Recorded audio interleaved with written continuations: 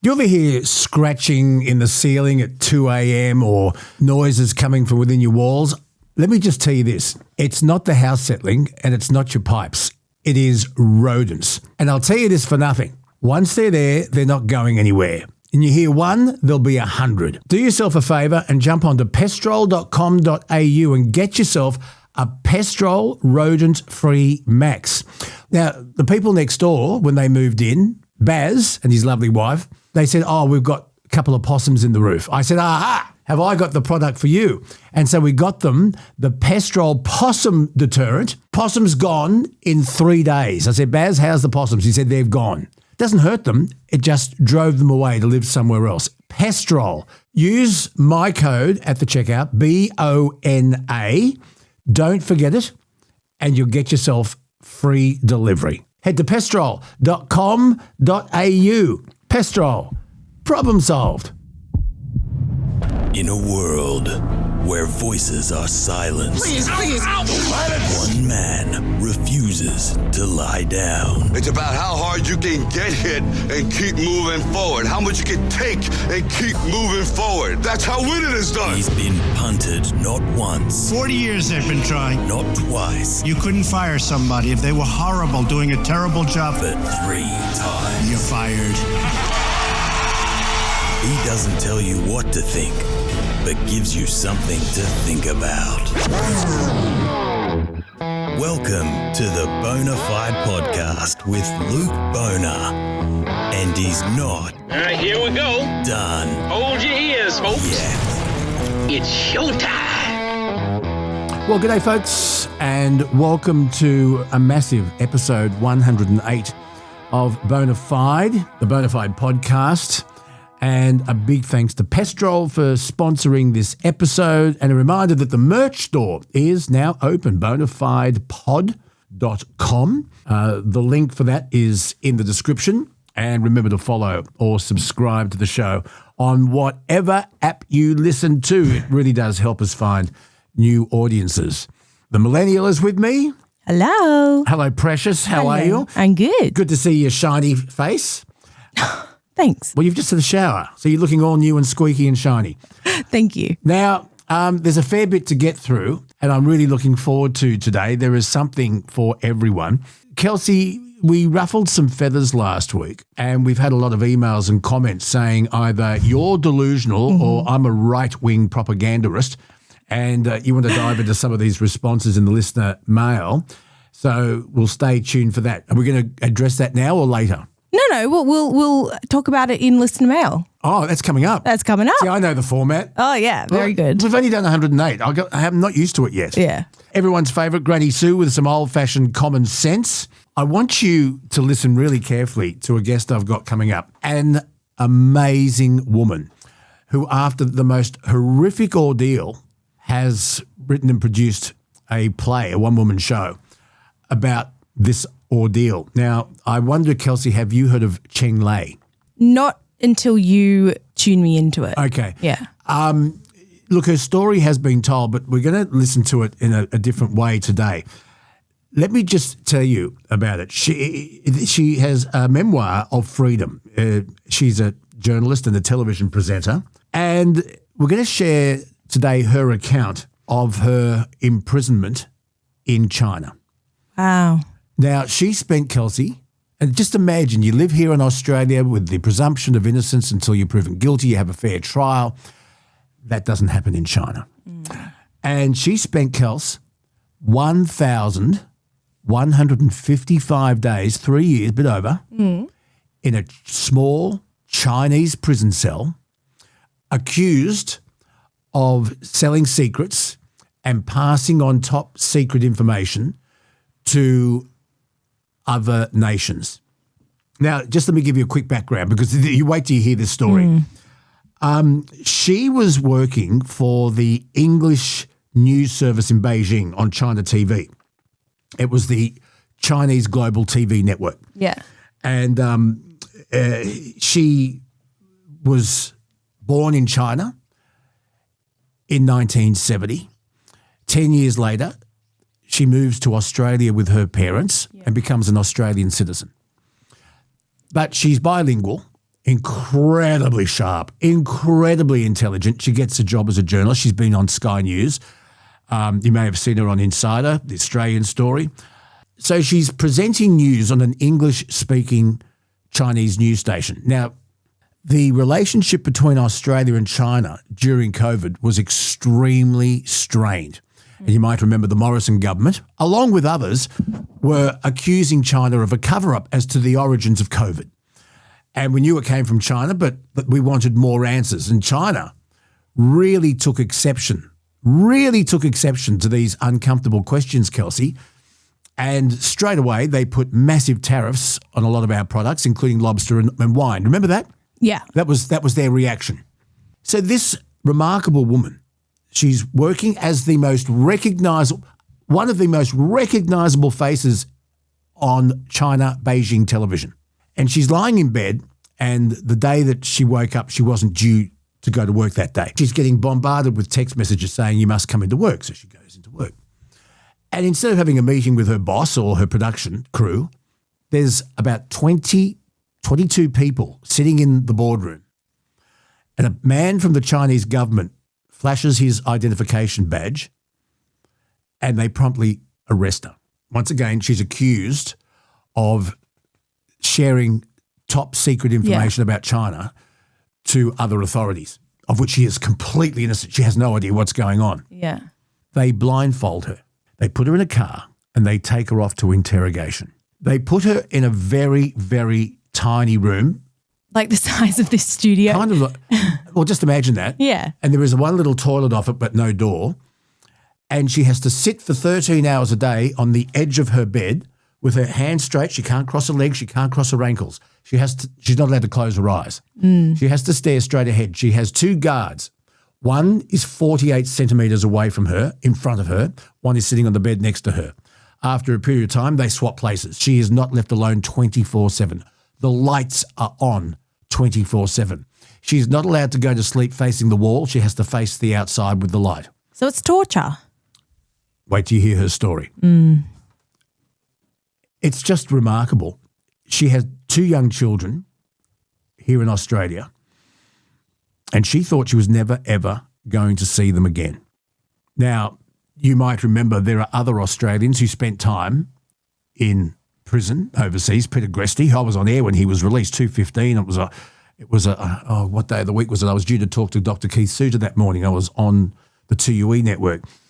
And then came the other story about Kylie Moore Gilbert, and she wrote a book called The Uncaged Sky, and her account of 804 days in Iran's notorious Evin and several other prisons, and she came back to Australia. That's all I'll say. Okay. But wait till you hear her story. And then she's gone on and produced a play. Her resilience, Kelsey, is unbelievable. Her story is horrific. And we're going to bring that story to our listeners a little later in this episode. Awesome. And on another note, we are going to warm up the Kenworth, go rocking down the highway with our good mate Rod Hannafy, and we'll talk about the latest in trucking news with Truckee Tuesday. You know where he is? Yes. Oh, I can't remember exactly. Ceduna, and they've got the longest pier. It's kilometres long. Yeah. And it's in South Australia, and it's a seaside fishing village. But anyway, we'll talk about all the trucking news. Once again, the Trucking Association's reflection on the budget, what more could have been done, what they're really grateful for. There's pluses and minuses, and a little bit more trucking news. So that's coming up with Rod Hannafy a little bit later here on episode 108 of... You forgot someone. I said Granny Sue. I said Cheng Lei. I said Rod Hannafy. Oh, you're talking about Dino. Yeah. Now, we got an email from Dino. Last week. Because we were talking about the stupidest things you've ever done when you're on the drink. Yeah. Dino had a cracker of a story involving crocodiles and too much to drink. And it's a riveting story. And he's a bloody great storyteller, isn't he? Yeah, he is. Absolutely. So Dino is coming up. So stay tuned for that. If you've ever done something really, really stupid whilst intoxicated, always drink responsibly. Yes. But Dino didn't. And you didn't either when you fell off a boat. I know, but he's sober now, which is really amazing. Yeah, it's amazing. Yeah. Do you reckon he'll get back on it? No, I think, I mean, who knows? You can't tell, but, I think that's a huge accomplishment. So let's jump in, folks. There's something for everyone. It'll be riveting listening if I do say so myself. And we look forward to bringing it to you. We're very, very lucky. Thank you to Pestrol and Andrew. You're a star.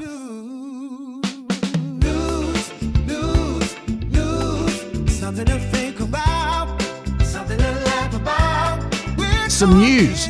I've always been sceptical of Australia being involved in Eurovision because we're not part of Europe. But it is a song competition of enormous prestige. It launched ABBA with their song Waterloo all those years ago.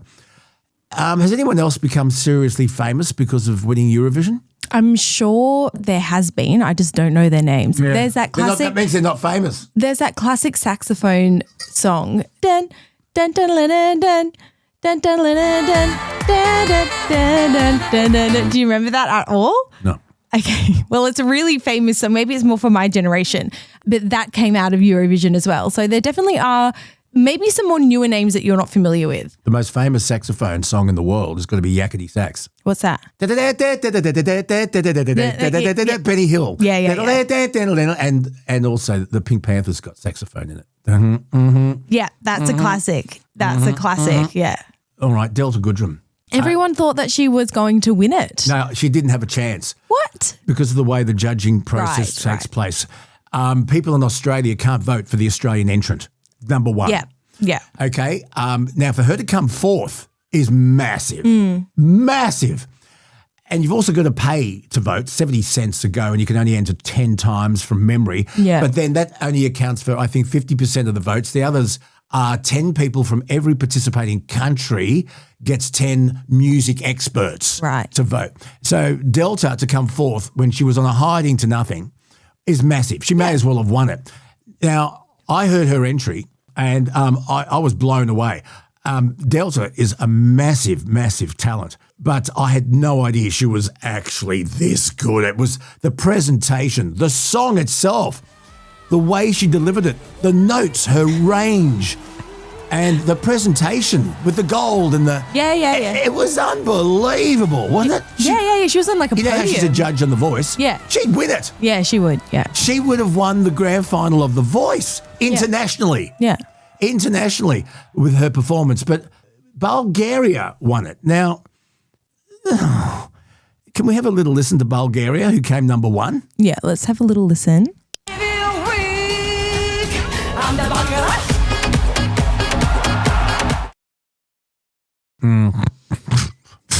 Whatever. Not as passionate, not as passionate as like the meaning behind Delta's song. It was nowhere near Delta's song. I'm not being parochial. I didn't know you were such a Delta Goodrem fan. It's a good thing I wasn't. I am now. Yeah. I wasn't on the judging panel.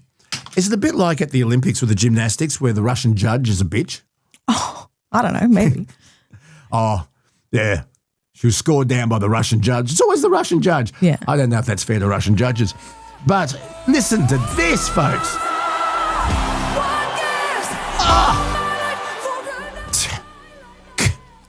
She was robbed. Yeah. Well, we'll put a poll up on Spotify and you can vote for yourself. Okay, now, look, be as impartial as you can. Did Delta deserve to win? Was she robbed? Was Bulgaria fair income number one? Yeah. And we'll take our own poll. Yeah, we'll put it on Spotify and you can vote for yourself. Yeah. There's been a new poll today. It's the Resolve Political poll, which we were waiting for. Came out today, Monday, the 18th. And it's a post-budget poll. And it's revealed that the Liberal leader, Angus Taylor, has surged ahead of the Prime Minister as the preferred Prime Minister. But if you look at 33 to 30, but it also shows One Nation still as the most popular party. But it is interesting. And just remember this, it's not quite a week since the budget. That was last Tuesday. So this budget came out, this poll came out this morning, 6 days later. But it is an interesting trend. Now, the government is saying today that Middle Australia still haven't been able to focus, absorb and understand the ramifications to the changes to the taxation system just yet. And that might reflect the polls because people are just, because they're being hammered by the media saying it's all the lies, everyone's a liar, this lie that, lie that. I saw Barnaby Joyce on Sunrise this morning. And he had a funny way of saying lie. Did you hear him on Sunrise? No, I didn't. Oh, his accent went very strange. repeat it for me. Try your best. And they told lies. Oh, They okay. told lies. Okay. Everything, and he'd be talking like this, and he'd go, lies. Hey, can you play? Just have a I'll find a clip. Have a listen to this. This is Barnaby Joyce and Channel 7 Sunrise, 6:45 this morning, talking about the lies. Prime Minister of Australia and the Treasurer are finding it hard to explain what's going on is because they lied. See, they lied before the election. It's an early poll. It's a first poll. The poll that matters is in 2 years, and we'll have to wait and see, because it should be policies that drive an election. And yes, all politicians lie. They all fib. You know how you can tell when a politician's lying? How? Their lips move. So what has happened here? I think that the people are feeling, oh, you lied, you absolutely said, and over 50-something times you wouldn't change Negative gearing or capital gains tax. So I think the focus of the poll is on the lies. If the changes to the tax system, did you just yawn? You just yawned on me. Sorry. Kelsey. Jesus. It was a long night, okay. If my executive producer is yawning, imagine what our listeners are doing. Anyway, I think we need more polls down the road. Can I just say this? If Albanese's polls continue to go down, he will get the punt before the next election. Yeah, probably. There are no friends. Who would be a replacement? Chalmers, usually the treasurer is the first one off the block. Not always.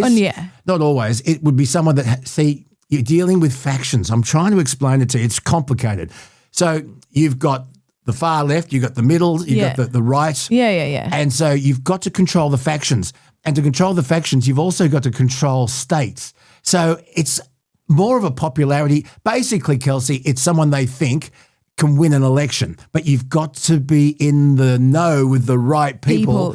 And then if let's just say, for example, there's another by-election. Of course, Farah, Labor didn't run a candidate in Farah. So the Conservatives got bashed, massively bashed, as David Littleproud explained last time we spoke to him.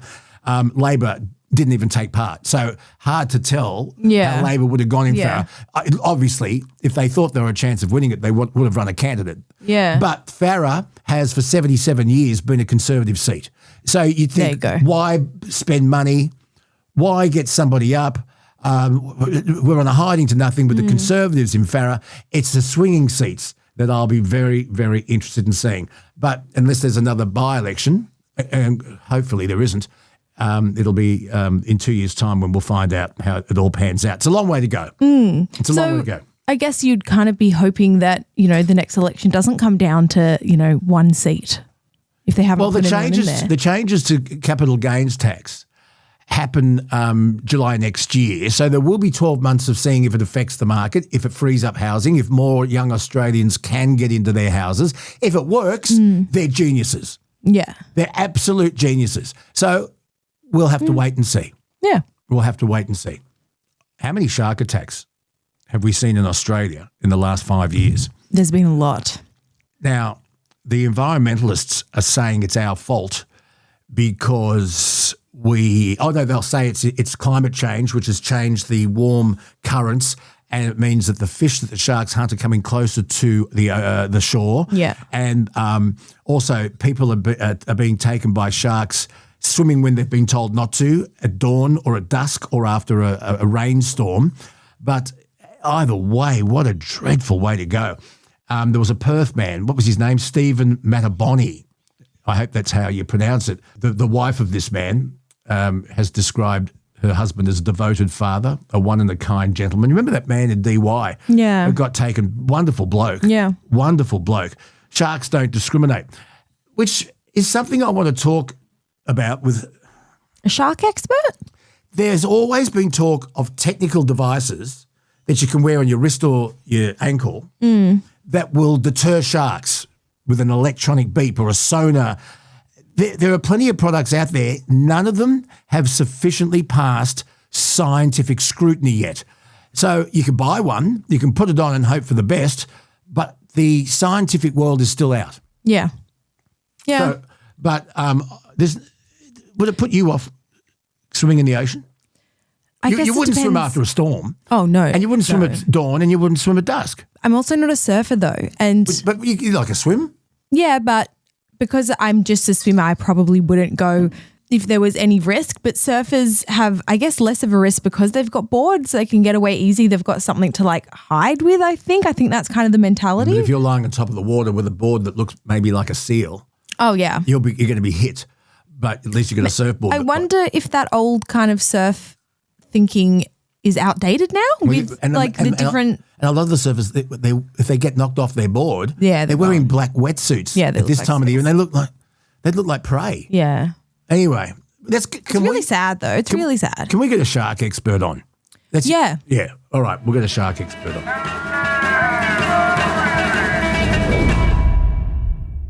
Okay, Miss Millennial, it's time to dive into Listener Mail.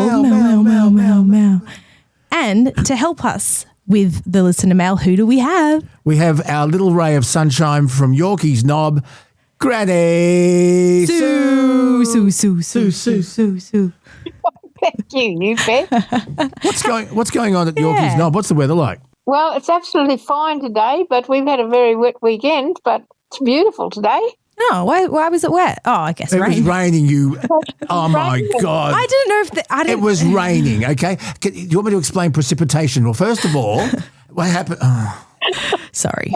Last podcast we were having a chat, and how did we get onto this? Was it about the budget?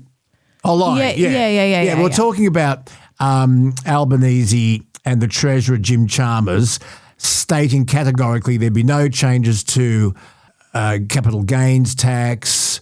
There'd be no changes. Lots of different topics. But I think it's safe to say we've ruffled a couple of feathers. Well, anyway, and Kelsey said quite correctly, all politicians lie, and they do. Let's just dive into some top comments. Okay. Mannix said on Spotify, Kelsey's delusional. With an exclamation point. Annalise, she emailed and she said, I was about to turn the podcast off when Luke started on his right-wing propaganda. Good work, Kelsey. Keep the bastards honest. Dave said on Spotify, it's the Luke Boner Show. Get in your box. Kelsey sounds like AI speech. Matoza AU, also on Spotify, said, I didn't agree with Kelsey about the Brides of ISIS topic. Lol. But yes, the show is about having some fun, learning stuff and voicing your opinion. And if Kelsey is right or wrong, it doesn't matter. It's her opinion. Tune into something else. Then no need to put her down. She helped get the show where it is today. So what do you think of that mix of comments, Luke? Let me just say something. Yeah. Without you, Kelsey, the podcast wouldn't happen. You and Jacob, my boy, have been nagging me for years to do a podcast, and you guys got it going, and you maintain it, you edit it, you did the whole thing. So I say, let's get that straight. Kelsey, you had a point about John Howard, but I tried to mention this, but I'll say it again. I'm going to give you a rap. Okay. John Howard in 95. He had always been floating the idea of tax reform and bringing in what back then was a consumption tax, but we now call it the GST, the Goods and Services Tax. And he said in 95, no, we're not looking at it. During that term, he continued to think we need tax reform. Mm-hmm. And so he went to the 1998 election, Kelsey, saying, yes, we are now going to introduce a goods and services tax at 10%. Kelsey, the 98 election was almost a referendum on that. It was the major issue. He went to the election with it and won the election. Yeah. And to this day, Australia, the states thank him because the amount of revenue, because the GST goes to the states. And pays for an enormous amount of infrastructure and other things. But it got enormous pushback, Kels, from a hostile Senate, and he tweaked it. Yeah. And so the GST did not, and I said this on our last podcast, the GST did not include food, pharmaceuticals, and other essential items. So he tweaked it, wound it back, and made those changes, went to the 98 election in full transparency, saying he was going to introduce the GST, and that was what the 98 election was nearly all about. So, Kels, you are right.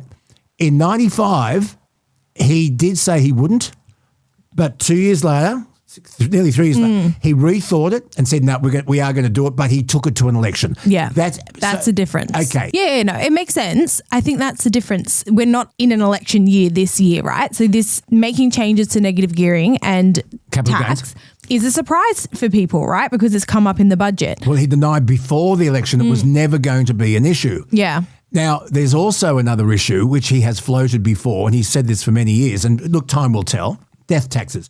Well, that is discriminatory inheritance. So let's just say your mum and I pass away. Yeah. I'll go first. Probably. Oh, Why do you say that? You said it first. Anyway, you were supposed to argue. No, hopefully I do. I don't want to live without your mum. No. No, I don't. But we can say, all right, this is how our estate is going to be divided. Kelsey gets this, Storm gets this, Jacob gets this, Holly gets this, Chook gets this, and we say in our will, this is how we want our discretionary inheritance to be divided. Yeah. Okay, that will be taxed, even though the money we're leaving you is through our hard-earned that we've already paid tax on. Yeah. My super, I've already paid tax on. Yeah. The house that we own, I bought through my wages, and they're going to tax it at 30%. So it's a form of a death tax, which he's denying. But on television this morning, they were saying, "Oh yeah, we're going to do that. We are going to do it, and we're going to tax it at 30%." So you see. So, and the other problem for the government, any government, but this one at the moment because it's in the news because of the recent budget, the punters. Our listeners, no matter what side of politics you're on, when somebody promises something during an election, can you believe them? Yeah. Yeah. And their excuse will always be, the political, financial, fiscal climate has changed. We've had to tweak it. Yeah. So what is an election promise? Let's bring Granny Sue in. Yeah, Granny Sue, what do you think about this? And by the way, I don't think you're delusional. And I think, thank you, darling. No, I don't. But I don't think you quite remember what happened 95 to 98. I was a 1-year-old. Okay. I know, I wasn't even born in 95. But you are, without a doubt, an absolute star, Kelsey. and it is great to agree to disagree. Yeah. It is great to agree to disagree. And I'll give you one more rap before Granny Sue. I want Granny Sue. Well, she will agree.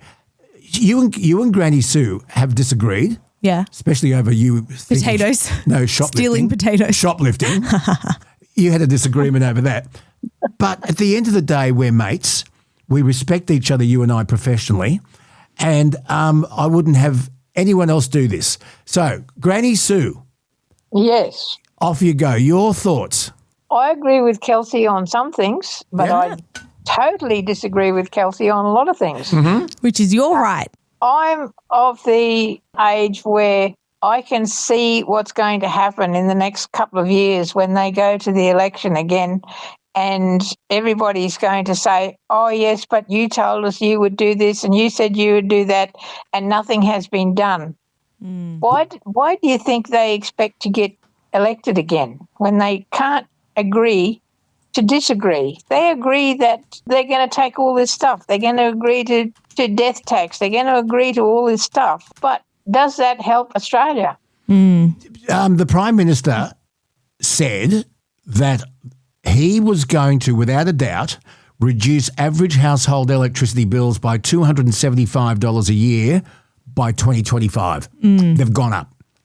And a lot of people may argue that net zero and spending all the money on renewables, not keeping 90 days worth of fuel, closing down refineries, and because of this drama in the Middle East, fuel prices have gone up, power prices have gone up, and look, he's not. Bob Hawke once said no Australian child would live in poverty. So, if they all do it, they all make promises. And then the electorate looks back and goes, can I trust this, whether it be Pauline, whether it be Angus Taylor, whether it be Albanese? I think what's really sad, Granny Sue, is that the public, no matter who you vote for, just don't trust politicians. Yeah. I totally agree with that. I mean, how can you trust them when they tell you one thing one day and the next day they tell you something completely different? How can you trust any of them? Yeah. How do you know when a politician's lying? His lips are moving. That's exactly what Luke said before. Literally word for word. I don't think anything is going to change in the near future. I mean, I know from my own experience, I know how much pension I get paid and I know how much I have at the end of every pay week, which is this week. I have got, I think, $15 left in my bank, which is going to see me through, well, I won't be doing anything or going anywhere till Wednesday when I get my pension again. I'm not the only one. See, I believe someone like Granny Sue, and there's millions of them, who people who have worked hard their whole life and paid tax, and Till I was 72. Yeah, and so I've said this before, the Granny Sues and your Poppy, people who have dug the hole should be able to drink. People who've Drink from the well. People who've dug the well should be able to drink from it. But the other incentive that's completely taken away, Granny Sue, is that no one has addressed bracket creep. So basically, let's just say, Kelsey, you've got someone who's struggling on one wage and they want to try and get ahead so they get a second job. It puts your second earning up into a higher tax bracket, and because of inflation, it doesn't buy you anything else, but you're now taxed at a higher rate because they haven't adjusted bracket creep. And bracket creep has happened for many years now because of inflation. So you can earn yourself an extra $30K a year. I'm just pulling that out of my ass. Yeah. Well, if it puts you into a higher tax bracket, it's all gone. There's no incentive. Yeah. I also think that the Granny Sues and the Ian Matthews and people, if you are on the pension, you should be able to get a job at Bunnings or Big Double, wherever it is, and that money should be tax-free. You with me? Yeah. I totally agree with that. But we can't. I mean, and as my son who said is a carpenter, why do you get a second job? You can't afford to pay the tax on the second job. So Exactly. what is the incentive to try and earn more money to get ahead? You can't. It's nearly impossible. That's exactly what I was just saying, and no one has addressed bracket creep. No. And it needs to be addressed. So there's an incentive to get a second job. What do you think is the solution? Well, look at inflation, look at the tax scale and adjust it in accordance with inflation.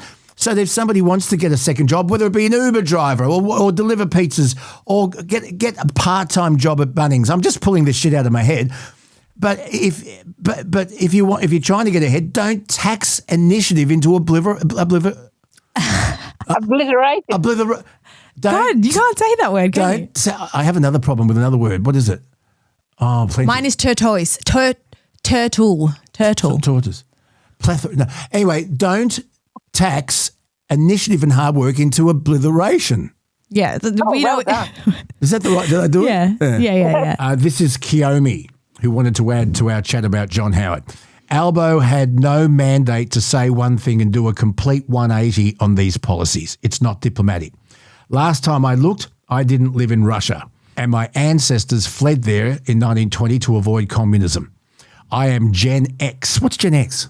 What age group is Gen X? Quickly, I want to know what age group, from what to what. I'm Gen X and already have investments which won't be affected by the budget, so not my problem. But we live in a democracy, and this was not taken to an election and not voted on in 2025. We did in 2019 and said no. I think there are a lot of Liberal voters who wanted to make a point at the last election, and in brackets, not me, who are horrified at what happened. You see, Howard had a mandate to get the GST in. He had a mandate. He went to an election with it. Yeah. Granny Sue, your thoughts? Totally right. We do not live in Russia. And another thing which affects everybody is the cost of housing and rent. Who can afford rent?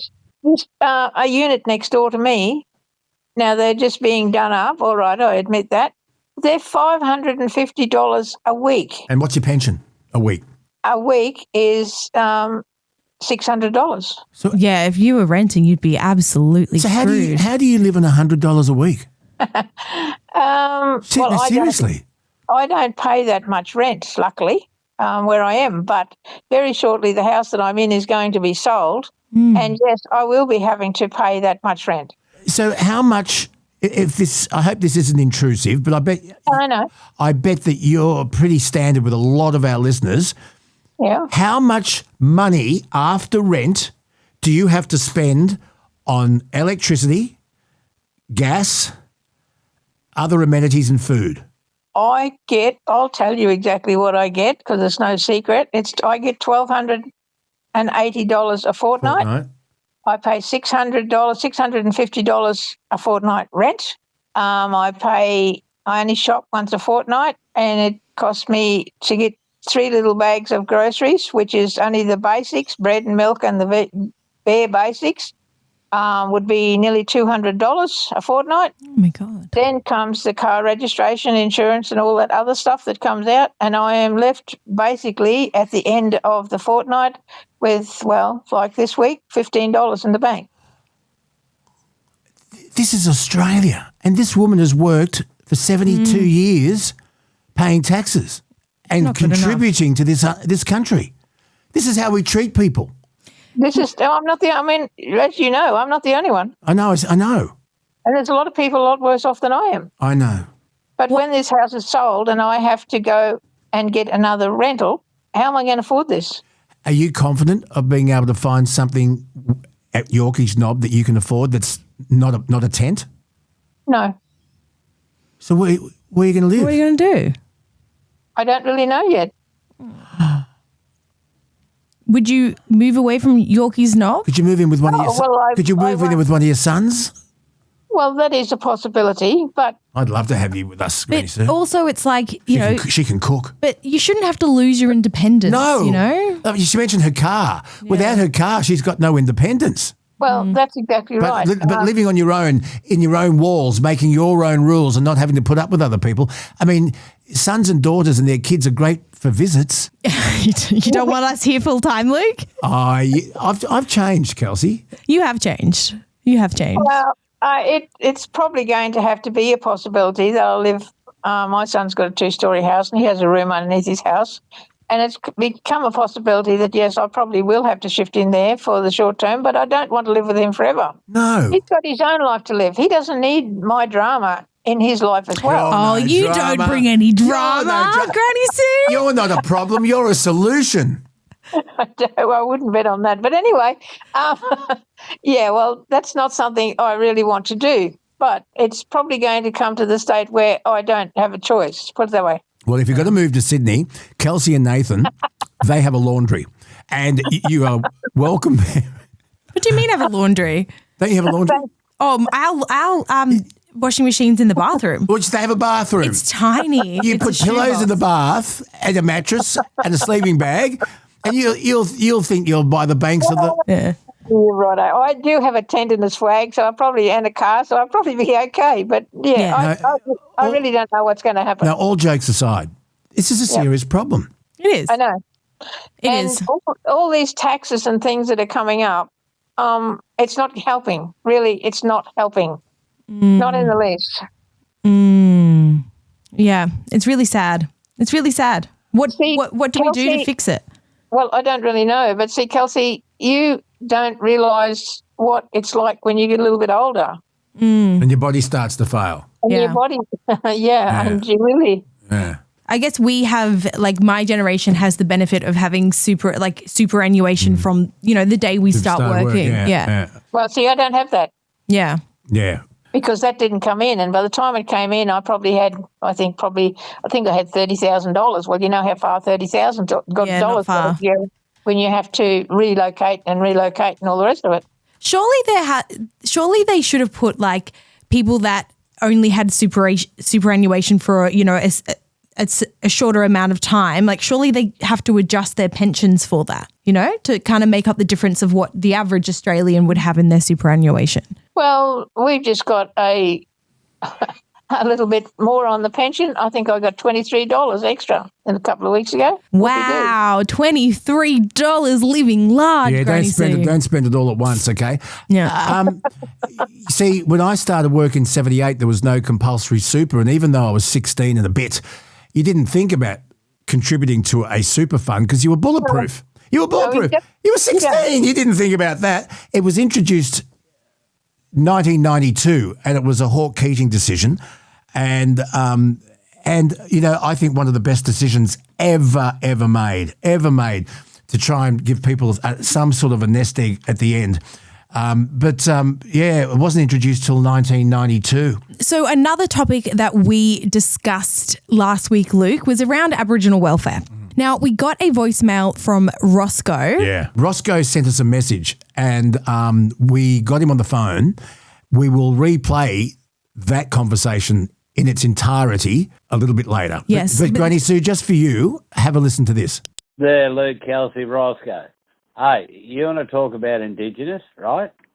I've spent the best part of 20 years in remote communities as a trainer-assessor, teaching Indigenous students on how to operate equipment. I've seen firsthand the pitfalls. I've seen a lot.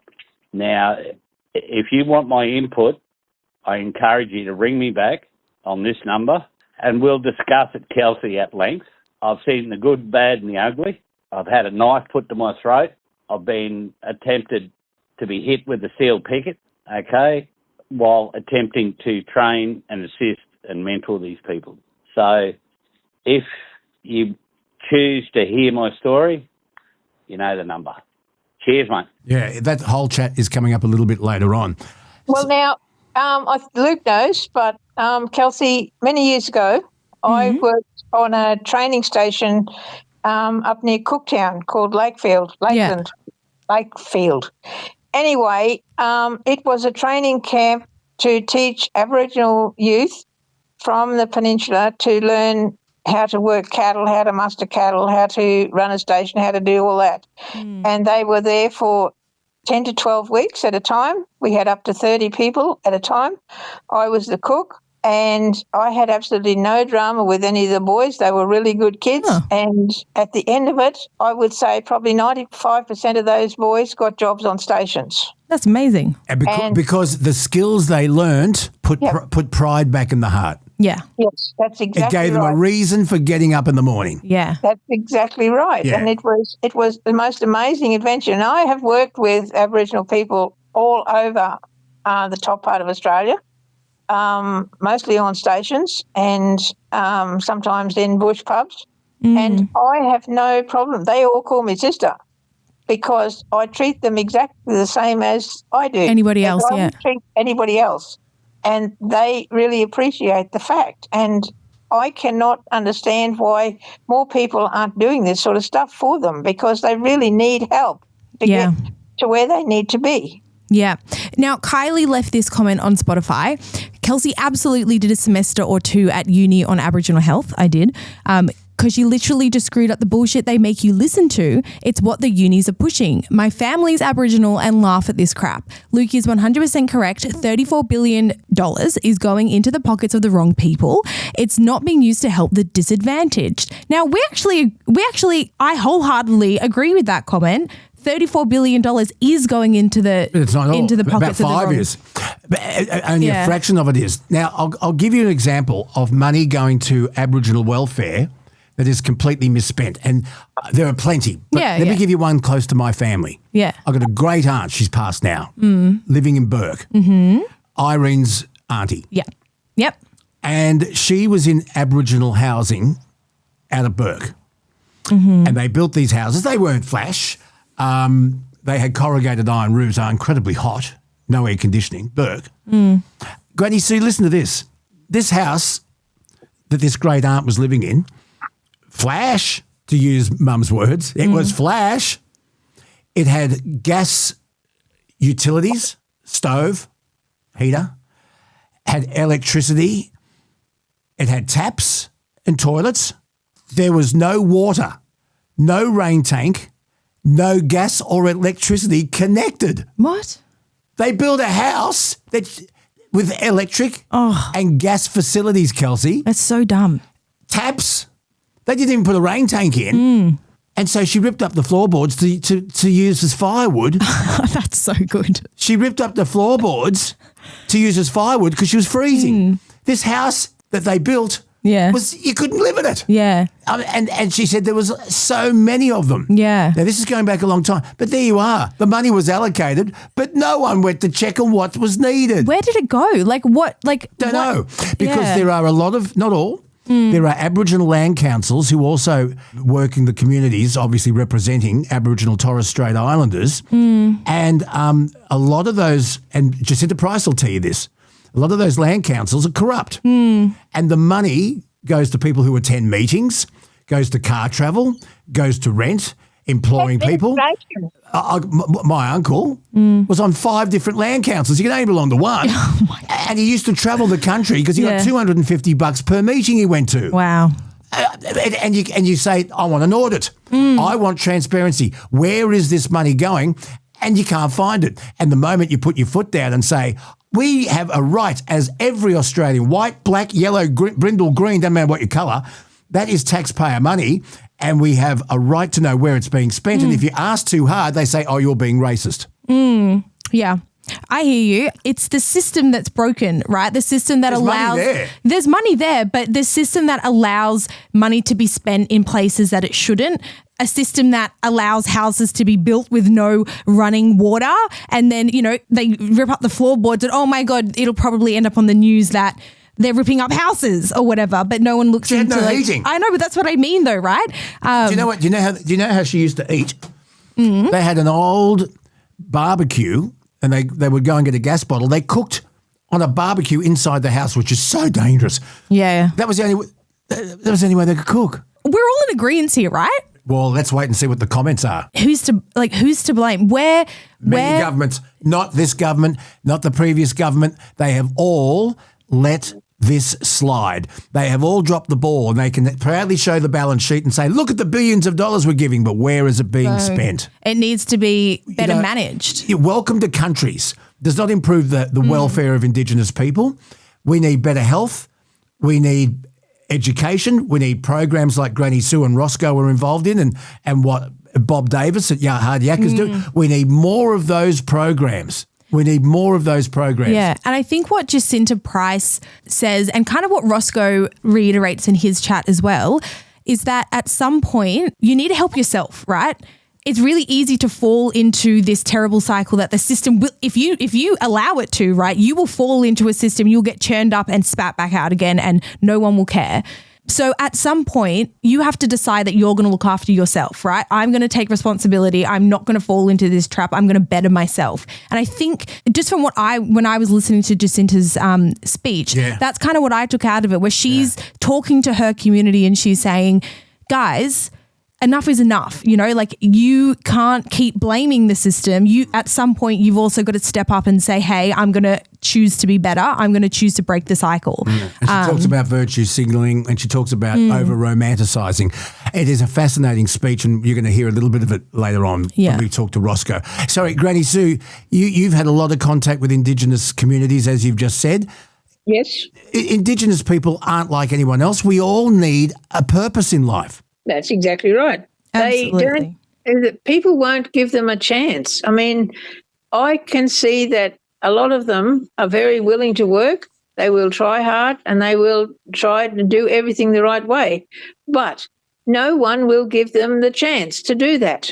They are not seen as people that are capable of doing a job. I mean, there is a lot, but there's a lot of white ones too. Plenty. More. Plenty of white people. Plenty of white non-Aboriginals. Turn up and get their pay and don't turn up again the next day. Yeah. So they can't blame it all on one race. It's everybody. To stop this garbage that's going on about all this spending, all right, it's costing millions of dollars. Let's see where that money's going. Who's getting all that money? Exactly. Why isn't it not going to the people that really need it? Exactly. And what really started this was Senator Price's niece, who was tragically killed, allegedly by a bloke with a history of violence, living in terrible conditions on what they call the camps, or the town camps. They used to call them the missions. And she was in grave danger and should have been taken away. They knew that this child and other children are living in grave danger. And if it was a white child, docs would be in there, and they would take the child away and place that child in safety. But they're hesitant to do it with Aboriginal kids because they don't want to be tarred with, stolen generation. Yeah, but gee whiz, when the child is in danger, what is more important? Well, why was that child allowed to stay in that predicament, surrounded by danger? Yeah. That's exactly right. That's my point. That's exactly right. And that's something I don't understand. What is the difference? Black, white or brindle? What is the difference? A child's in danger, fix it. Doesn't matter what the colour of the skin. If a child's in danger, put that child in safety. I'm seeing online a lot of comments being directed towards her parents. Even there was some comments on the post about you talking about your adoption, saying, well, thank God you were adopted because otherwise you probably would have ended up. I said that during our chat. Yeah. I said to you, I missed out on growing up in an Aboriginal community because my grandfather said to Irene, bring that burai, bring that baby back to Burke. Yeah. And he will come and live here. But she didn't. And I was relinquished eventually. Well, was I? Yeah. That's another question. Go back and listen to it. And so how grateful am I that Brian and Joan Boner did adopt me and take me back to Sydney's Northern Beaches. I'm not complaining. Of course, yeah. And so I guess, like I said last week, I don't think the parents are blameless here. You can't put your child in danger like that, right? Something's going wrong there. It's like, how did we allow this to happen? How did this happen? She was reported 6 times and the system did nothing. Nothing. But how many non-Aboriginal kids are put into foster care with somebody who abuses them? Yeah. Yeah, I really don't understand what is wrong with the system except the government has a right to fix it. Well, they should fix it. It's not a right. It's a responsibility. It is. They need to do something about it. If this isn't the biggest wake-up call ever to say, hey, what we've been doing isn't working, we need to take a better look at this. What else can be, Consultation, get experts, people who have worked in Aboriginal communities that can see a solution. Remember, Jacinta Price, born and raised Alice Springs, and she has worked with these communities, travelled extensively throughout the Northern Territory and ever since entering politics throughout Australia. Get her, for Christ's sake, get her on a committee and say, what do we do? And listen to her suggestions before you just ignore her because she may belong to a party that's not in government at the moment. Granny Sue? Yes? Can we lighten things up now? Yeah. Yeah, please. Steve posted in our what's this about? Bonafide Podcast Club, and this is in response to the man cave. He said, I know nothing about golf, but even I know this is a pack of clubs, and it's a packet of McVitie's Club Mint biscuits. Never heard of them. Have you not? No, I've never heard of them. McVitie's, MCVIT. Oh, they make the digestive cookies. They're so good. The biscuits that make you shit. Well, they make you think that they're healthy, but they're I could consume about 30 of them in a row. They're so good. Are they no good? Are digestive biscuits, they're not are really, they a scam? They're not really healthy for you, I don't think. No. Don't they make you poo? Honestly, I don't think there are any health Have you ever taken a digestive biscuit, Granny Sue? No. Okay. That's not something on my to-do list. Okay. All right. This is what AI says, Luke. Digestive biscuits are generally not a health food. While marketed as wholesome, they are still processed snacks made with refined flour, added sugar, and vegetables oils, and they're dipped in chocolate. Yeah. Anyway, let's start talking about so-called healthy breakfast cereals. Do we go there? What do you mean? Look up Nutri-Grain. Oh, right. How is Fruit Loops. Cocoa Pops. Yeah. Sugar Frosties. I actually loved when you and Mum started dating because when we would go on like caravan trips or whatever. I went to caravan. Or not caravan, with like holiday parks or whatever. You, like Holly and Jake were never on any type of diets, right? Storm and I were little porkers growing up, so we were always on some type of diet. And I used to love going on caravan trips with you because you would always let Holly and Jake get those like the 12-pack of mini cereals, like the one that had like Fruit Loops, Cocoa Pops, all of those. And I loved it because I was like, Mum will never let us eat this ever. That's right. Yeah. So the mixed pack. The Kellogg, so what was in it? Rice Bubbles, Cocoa Pops, Fruit Loops, Sugar Frosties, cornflakes. And Wheat Bix. Well, No, Wheat Bix. No Wheat Bix. Yeah. Yeah, I don't know. Anyway. Now, we posted a video on the Facebook page last week, and this was from your chat with Mark Beretta, and we were talking about the national anthem, and if you guys, remembered it, and you were talking about how Kenny, in the movie Kenny, he said, what was it, call Sharon or something? The words were, Australians all let us ring Joyce. Australians all let us ring Joyce. Ring Joyce, that's right. And he thought, who's Joyce? Yeah. And I asked, what are your worst misheard lyrics? Jay said, cheap wine and a freaky goat. Cheap wine and a freaky goat. Yeah. Okay. Scott said, yellow Ledbetter. I don't know what that's in reference to. Yellow Ledbetter. I don't know. I don't know. What song is that? Don't know. Ledbetter. Can't help you with that one. No, someone can explain. I used to drove my Chevy to the lavvy and the lavvy was dry. No. And I told you before, I had no idea what a duddy wud was. What's that? Well, ego. It's not a duddy wud. Skyhooks, please look it up. Ego is not a duddy wud. Here's another one. Hold me closer, Tony Danza. Yeah, that's an old one. Yeah. Yeah. Have you got a misheard lyric that you thought was a lyric and wasn't?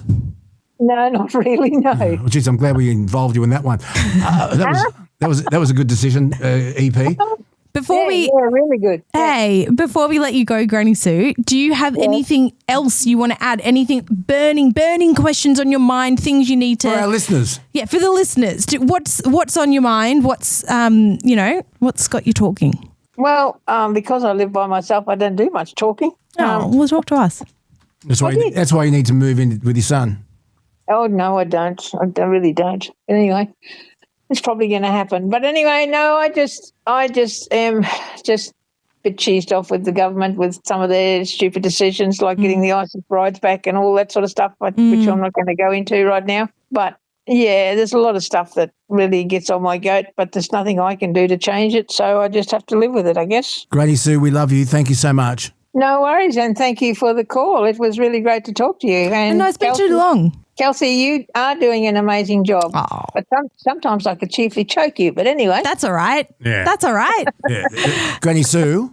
He looks the same. There's a long queue. Very long queue. Thank you, Granny Sue. Love you, long time, you Bob. Anyway, love you. Talk to you soon. Bye. I love Granny Sue so much. She makes my heart sing. Wild thing. Plenty to come here on episode 108 of the Bonafide podcast. Thank you to Pestrol. Get rid of mice and pests and everything from your house. Pestrol.com.au. Coming up, wait till you hear this caller. This is Dino. It's coming up after this. Use pretend and not see that blinker and there's trouble. There's trouble. Guess what? I don't think you are my enemy anymore. My enemy and the creator of roundabouts, Frank Blackmore. Frank and Frank got up on one more. So, Millennial, on a previous podcast, we were asking the question, what's the dumbassest thing is that a word, Kelsey? Dumbassest? It can be a word. It is a word now. What's the most dumbass thing you've ever done when you're on the drink? Now, we always say drink responsibly. However, some people don't. Like the time you fell out of a boat and you weren't even on the water, Kelsey. So my son jumping off the Piermont Bridge, getting arrested and then asking one of the arresting officers for her phone number. That was a beauty. Yeah. Me dreaming that I was at the urinal at the Bathurst Rugby Leagues Club and I was, in fact, in my wardrobe. Yeah. Classic. Yeah. So there's plenty of stories out there, but we got a message from a regular listener, and his name is Dean. And does he have an absolute cracker of a story? It's a crocodile story. And I said, Kelsey, we're going to get Dean on the phone, and he's on the phone now. Dino, brother, welcome. Hey, Lugo, Kelsey, how's going? We're going very, very well, mate. Loved your message, and we love your feedback, and thank you for listening and sharing. Really appreciate it. That's all right. I love the podcast. It's good to contribute. Well, it's also handy, isn't it, so that you can listen to it whenever you want. You can put your headphones in. If you're doing something, you can still listen to it, and you can listen to it on your timetable, which is a great thing about podcasts. Oh, that's it. Yeah, exactly. I listen to it in the car because I'm doing a lot of driving. So. Well, I'm glad that we're there for the ride. Thank you very much. Do you want us to chip in for petrol? No. Oh, no, it's all right, mate. I can handle that part. We need to get Dean. And by the way, before you tell the story, are you a thanker or a wanker? Thanker. Aha. Kelsey, can we get Dean a thanker wanker sticker? Absolutely. Would you put it on your vehicle and take a photo of you standing next to your vehicle with the sticker on it for us, Dean? Yeah, for sure. Oh my God, Luke. I'm networking, Kelsey. And I'll tell you what else we'll do. When Nature B come back on, I'll get you 3 months of Nature B. How's that sound? No worries. That sounds good. Thanks for that. All right. Now, Dean, your crocodile story. You're going to start at the beginning. What happened? Well, I worked in Nhulunbuy in Gove, and I started there in 2000. We used to go out fishing because we used to do 4 days on, 4 days off. And we used to go out fishing on our 4 days off, but we'd go like for 4 days. So we'd get in the boat and we'd head up towards the Wesso Islands. And I don't know if you know where the area I'm talking about. We go up around the top to Darwin. Tell us exactly where it is. I know it's in the north. I've got no idea. It's in the Territory. Yeah, it's in the northeastern corner of the Northern Territory. Right. So you got Darwin on the western corner. Yep. You head east towards Queensland across the top. Yes. That's where you've got, that's the sort of Nhulunbuy. And then it goes down into the Gulf of Carpentaria. Okay, got it. Yeah. Where is it in relation to Yorkie's Knob? On Yorkie's Knob, it's north of Cairns, Kelsey. Well, you'd have to go. You go down through the Gulf, follow the map around, up round past Weeper, up round the tip of Queensland, and then come down past Cooktown through Cairns. Then you come down towards into Yorkie's Knob. Ah, okay. But it's all cyclone territory anyway. Yeah, for sure. Tropical cyclone territory. So you're on the boat. 4 days on, 4 days off. Keep going. Yeah, so we took off. We headed up, went up there. Went round the top. We used to take the boat right. It used to take us about 2 hours in the boat to get round to an area called the Cato River. And the Cato's in Arnhem Bay, which is it's pretty remote. There's obviously no one out there. You don't see anyone unless there's another person in a boat out there. Next to the Cato River, there's an area called Crab Creek. Oh. So we used to put our crab pots in up there. I'd go in over the morning on low tide because the tides are so big. We put the crab pots in the morning, and then we'd get out of there because you wouldn't get the boat out. Otherwise, the tide went out, you'd be stuck there for 12 hours. So we got the crab pots in the morning, got them all set out. And while we're in there, we're fishing, we're around, we're sitting there. I'll never forget it. I was counting the crocs that we seen that day, and I thought, counted 48 crocs here today. You're kidding. No, like in that area, like between the Cato River and like all in the mouth of Arnhem Bay, because the Cato and the Crab Creek are right next to each other. Okay. So we went, put all the crab pots in, we come out, we went up the Cato River, and we're doing some fishing and out in Arnhem Bay. And how big? Hang on, how big is this boat? It would have been what was it? Not 6 metre. Yeah, can I just say this, Dean? Yeah. You needed a bigger boat. Oh, it's pretty big. We used to sleep on it some nights on other trips we used to go out on. Is it like a dinghy? Is it like a dinghy or is it like a proper boat? It's a steel hull boat. Still, like you held 300 litres of fuel. Big 200 horsepower outboard on the back. Had fresh water tanks on it. And right, okay. Okay. Didn't have cabins or anything. It was just an open deck. Everybody wants that peace of mind. I'll be honest with you. We had been trying to eradicate pests for a long time. And then Kelsey keeps turning up. Hey! In all seriousness, if you want real peace of mind, talk to my mate Andrew from Pestrol. I've known Andrew for over 20 years, and his team know exactly how to deal with this stuff. The best part? It's all DIY. You don't have to call someone out straight away. Start simple. Grab a Pestrol rodent-free max. You just plug it into the wall. There are no poisons, no traps. It just goes straight to work and drives the pests away. They've got over 5,000 products. So if it's crawling, flying or chewing in the house, in your shed, in your garage, out at the farm, they have got a product for it. Jump online to pestrol.com.au. And this is important. Use the code BONA, B-O-N-A. Use that code and you get free delivery. Don't forget it. B-O-N-A at checkout. It lets them know you came from the Bonafide podcast, and it really helps support what we do here. Helps keep this little pest Kelsey around too. Hey, yeah. She needs a roof over her head without any pests in it. Back to the script. Head to pestrol.com.au. Do it now. Problem solved. Okay, how many of you on this boat? Well, there's 3 of us this day that went out. Yeah. And how many cases of 4X? That's another. There's quite a few of those because I used to drink Coopers then. Oh yeah. So, and we used to leave with. We'd always make sure we had 1.5 cartons per day each. Oh, that's so good. That wasn't all. Plus, while we were out there, we used to take bottles of Smirnoff when you used to be able to buy like the pre-mixed Long Island iced tea already mixed. Oh, yum. Smirnoff. Oh. Yeah, I know exactly what you're talking about. But we drink them straight. Oh, 1.5 cases of beer per person plus Smirnoff vodka. Yeah, and JD's. and Jim Beam. And Jack Daniels and Jim and some Bundy rum, I'm tipping. Oh, for sure. Always drink responsibly, folks. Keep going. Yeah, we did. But we've anyway, we go over and we'd set up camping off one of the beaches in Arnhem Bay, and we'd set our tents and our swags and stuff up. So after we set the crab pots up. Anyway, then we're out fishing all day, and we're obviously, by this, it's about 9 o'clock in the morning, so we decided it's time for a beer, so we got on it. So we're drinking all day and fishing, and then it gets dark, and then one of the boys, he wanted to go back to camp, so we dropped him off. So it was just me and Jason. We end up still on the boat, and we're fishing away, and then we went, oh, look, the tides are back in now. We'll go and get the pots, and this is about 11 o'clock at night. Right. I'm cutting it a bit short here. So we've headed back up Crab Creek, pulled all the pots in, and we've got a good stash of crabs and tied them up and put them in the esky and everything. Mud crabs? Yeah, big muddies, yeah. All bucks, no females? No females. No females, all bucks. Would you say the average size, I know I'm going bing bong here, but I love mud crab. Were they like really full and heavy? Yeah, big time. Yeah, massive. About a kilo each, more? Oh, more than that. Most of them, I've got photos there. Yes. I can show you. Yes. A beer can looks like a thimble next to them. Oh, you're kidding.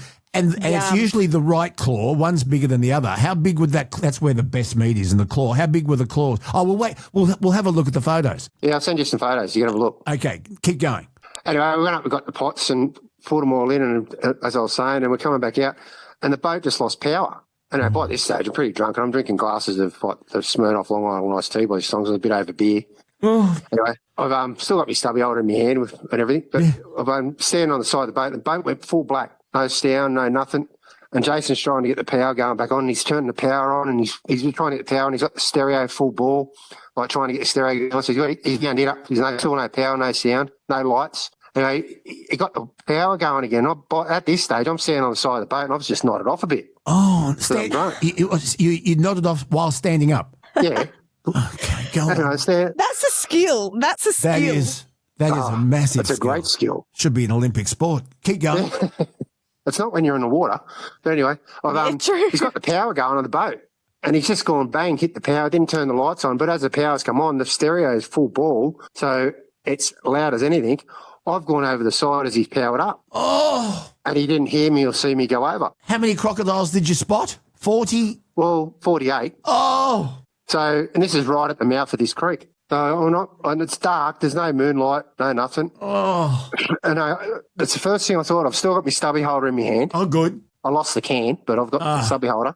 Anyway, and I've come up to the surface, and the first thing I thought to myself was, I counted 48 crocs here today. And in my drunken stupor, this was. So, and then when I've got me orientation a bit, and I've noticed I could hear the boat going, but I couldn't see it. And I'm thinking, all right, where's the land? And I'm going, I can't swim. I just got to stay here. And then I started screaming. I thought, no, don't make noise. So then the lights come back on the boat, and I seen it out, and it was a fair way out. And I'm starting to yell real soft and go, Jason, because I'm trying not to attract crocodiles. Anyway, what does attract crocodiles? Like, do they people in the water, Kelsey? People splashing around. People in the water, Kelsey. Keep going. So, especially drunk people who don't know what they're doing. Well, I was well pickled by then. So he decided to look at his sat nav and his fish finder, and he backtracked where he'd been with the boat, and he's got the spotty out, and he's trying to spot me. So I didn't want to scream still, so I'm going. It was like a whisper scream. I'm going, Jason. Jason. Anyway, Jason. He's finally spotted me. Yeah, and he's coming towards me. Anyway, I get to the back of the boat, and he says, "Get in the effing boat now." I had 4 attempts at getting up the ladder, so try not to splash. I'd get up the ladder and I'd splash back into the water because I couldn't get up the ladder. Drunken stupor. God. He's got the spotlight in one hand. He's reached over the side of the gunnels of this boat, and I'd say it would be about half a metre out of the water to a metre out of the water, the side of the boat. He's grabbed me one-handed, and I'm like 125 kilos, and he's dragged me over the side of this boat while he still had the spotty in his hand, and it was all adrenaline, just screaming at me. So when I got to the bay, he's gone, he says, I'm sure a set of eyes went down behind you as I got you in the boat. Anyway, as I've come up off the floor of the boat and we've looked, about 3 metres off the edge of the boat, there's a croc sitting there. You got so lucky. Well, that wasn't really the end of it. We got back to the camp. Oh, there's more. There's more. Yeah, I didn't tell you this part in the email. When we got back to the camp, because I was wet and I was cold, and I went to get off the boat, And there's all oysters on the rocks and everything where we were camping. You have to sort of navigate your way off the front of the boat where we pull it in and get off. Well, I've got up on the front of the boat, and because I was still drunk a bit, I fell over off the side of the boat sideways. Oh, but I've landed in the water, but I've missed all the oyster shells.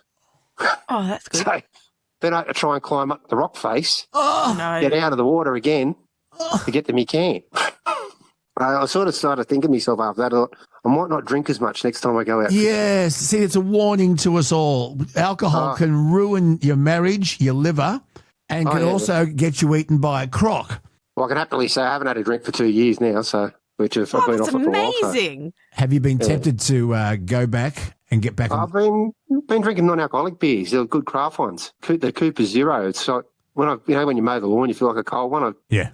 But that quenches me thirst now. Yeah, it's kind of like having a shower really with a raincoat on. But yeah, well, is that the end? Yeah, So then I went back out fishing and ended up heading home, and it was a bit of an adventure. But there's other ones there, like getting chased by buffs and through the main town with me dog. And you're going to hold that story, and we're going to save you, and you're going to tell the being chased by a buffalo story on the next Man Cave. Okay? Yeah, no worries. You promise? Wait. Yeah, that's all right. Where are you based? Yamina. Just up the north coast here. Just up here. Oh. Central Coast. Central Coast, Kelsey. It takes about 40 minutes to get there. So you travel a lot, clearly. Oh, I used to work all over the country. I've worked in Queensland, the gas fields. I've worked in Territory in Arnhem Land. I worked out, that's another one too for you. So buddy working out at the Kato Gold Mine, I had a buddy come up, didn't want to walk back to my camp because it was so far back to me shed. So I bought a pizza in the camp bar. Walking back and had dingoes trying to eat it, so I threw me pizza at the dingoes. You're going to hold these stories, Dino, and we'll put this to a series, Dino's Dilemmas. It'll be an on. We'll find a sponsor for this, Kelsey. We need to get Coopers on board. It is Australia's own home brand. But had that croc grabbed Dino, pulled him under and done the death roll, he may not have felt it. He was so. I reckon I would have pickled him.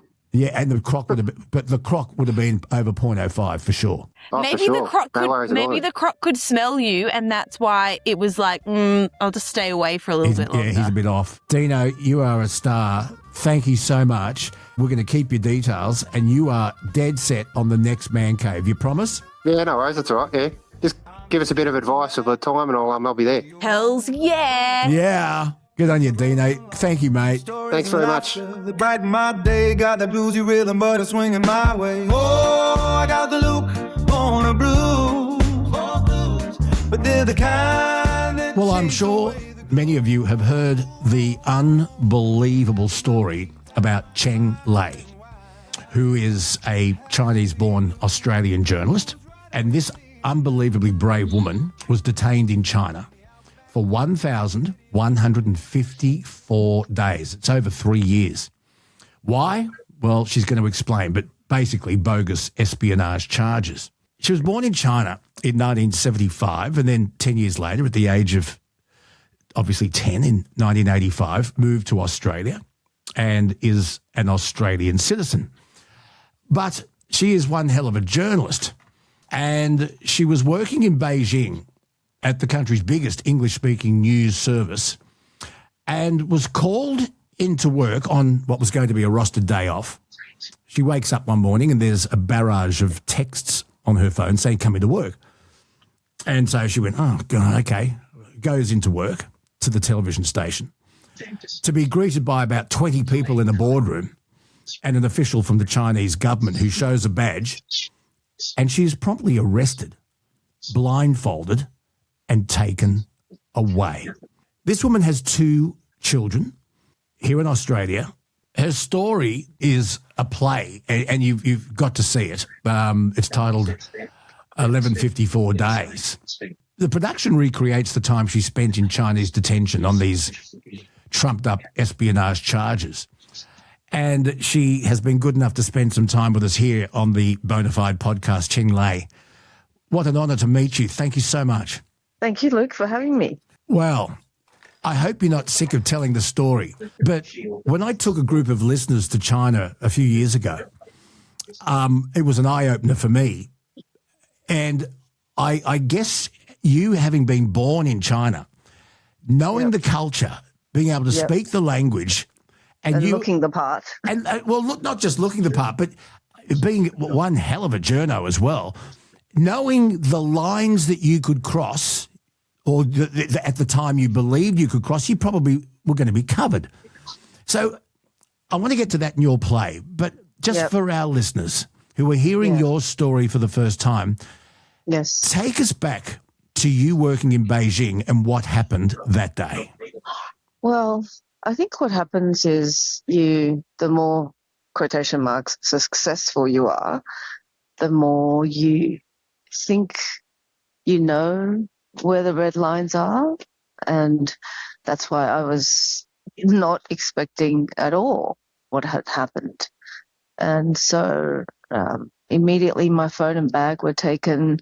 I was always followed from then on every minute by 2 female officers, even to the toilet.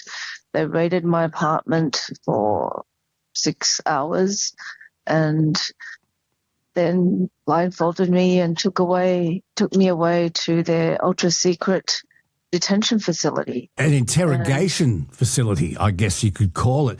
But you were blindfolded and put in a car. Yes. When that blindfold was put on you, what did you think? I thought, so this is what it's like. But I also thought that I could explain whatever it was they were suspicious about, because I had heard that they can be very paranoid. So I thought maybe it was all a mistake and that I have done nothing wrong. I'm going to be calm and civilized and answer the questions honestly, and I'll be out. When I was led into this facility, I did not realize that I wouldn't see the sun again until a year later. You talk about when you were put in the facility, or taken there, you saw the sunset.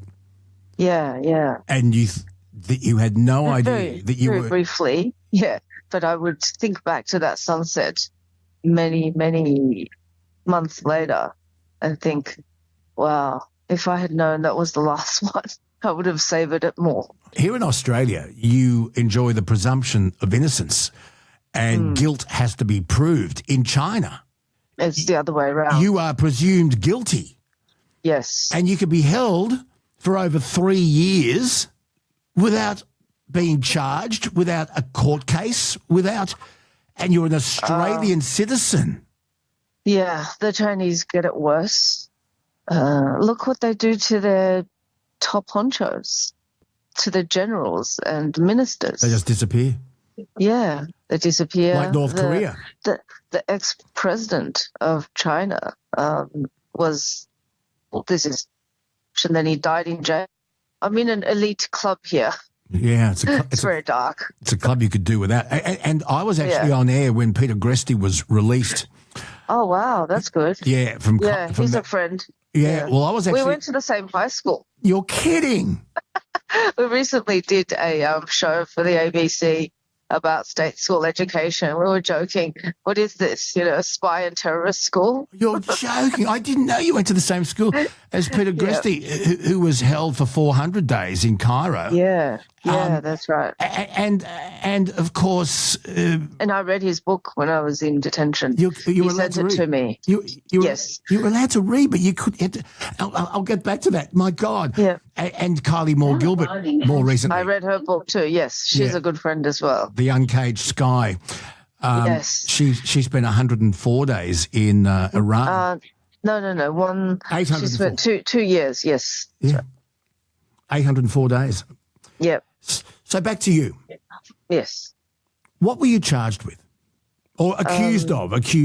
Accused of illegally supplying. There was something also. The first charge was different. Something about paying money to get state secrets and then supplying them to an overseas entity. And you must have been absolutely bamboozled. Where did they get this from? It's a question that I've been thinking about and trying to work out for the past 5 years. And to this day, I have a lot of very good, I think, speculation or ideas just based on facts. But It's not like the Chinese government is going to admit this is what happened. Especially there are parts of it that seem like a huge mistake, a lot of unfounded suspicion, but it's indicative of their paranoia and insecurity. And every time people start so-called China maxing or saying, oh, legacy media is all wrong, I've been to China and I know it's wonderful. Well, then ask yourself, why do they go to such lengths, spend so much money? Their stability maintenance funding is even more than the defense budget. That's against their own people. Why do they try to shut their own citizens up if they are so good at governance? Right? Yeah. When I took a group of listeners to China, Yep. we were in Tiananmen Square, Yeah. as tourists do. Yes. And we had a Chinese guide as well as a Chinese guide from Australia. We had two. And I asked the guide, I said, do we actually know how many people were killed in this place on that? Oh, my God. I said, Luke, you naughty person. You must have scared the guard. The guard ran. The guide. The guide ran away, and then I got. Do you know how many plainclothes policemen and how much surveillance there is in that square? It's unbelievable. Well, that wasn't the only dumb thing I did because I was harangued. You don't ask these questions, and I thought Actually, no. Actually, no. That's not a dumb thing. That is a brave thing. That is the right thing to ask when you're in that place. I commend you for it. Totally. Anyway, the other thing. So while we were there during the first Tuesday of November, Melbourne Cup Day.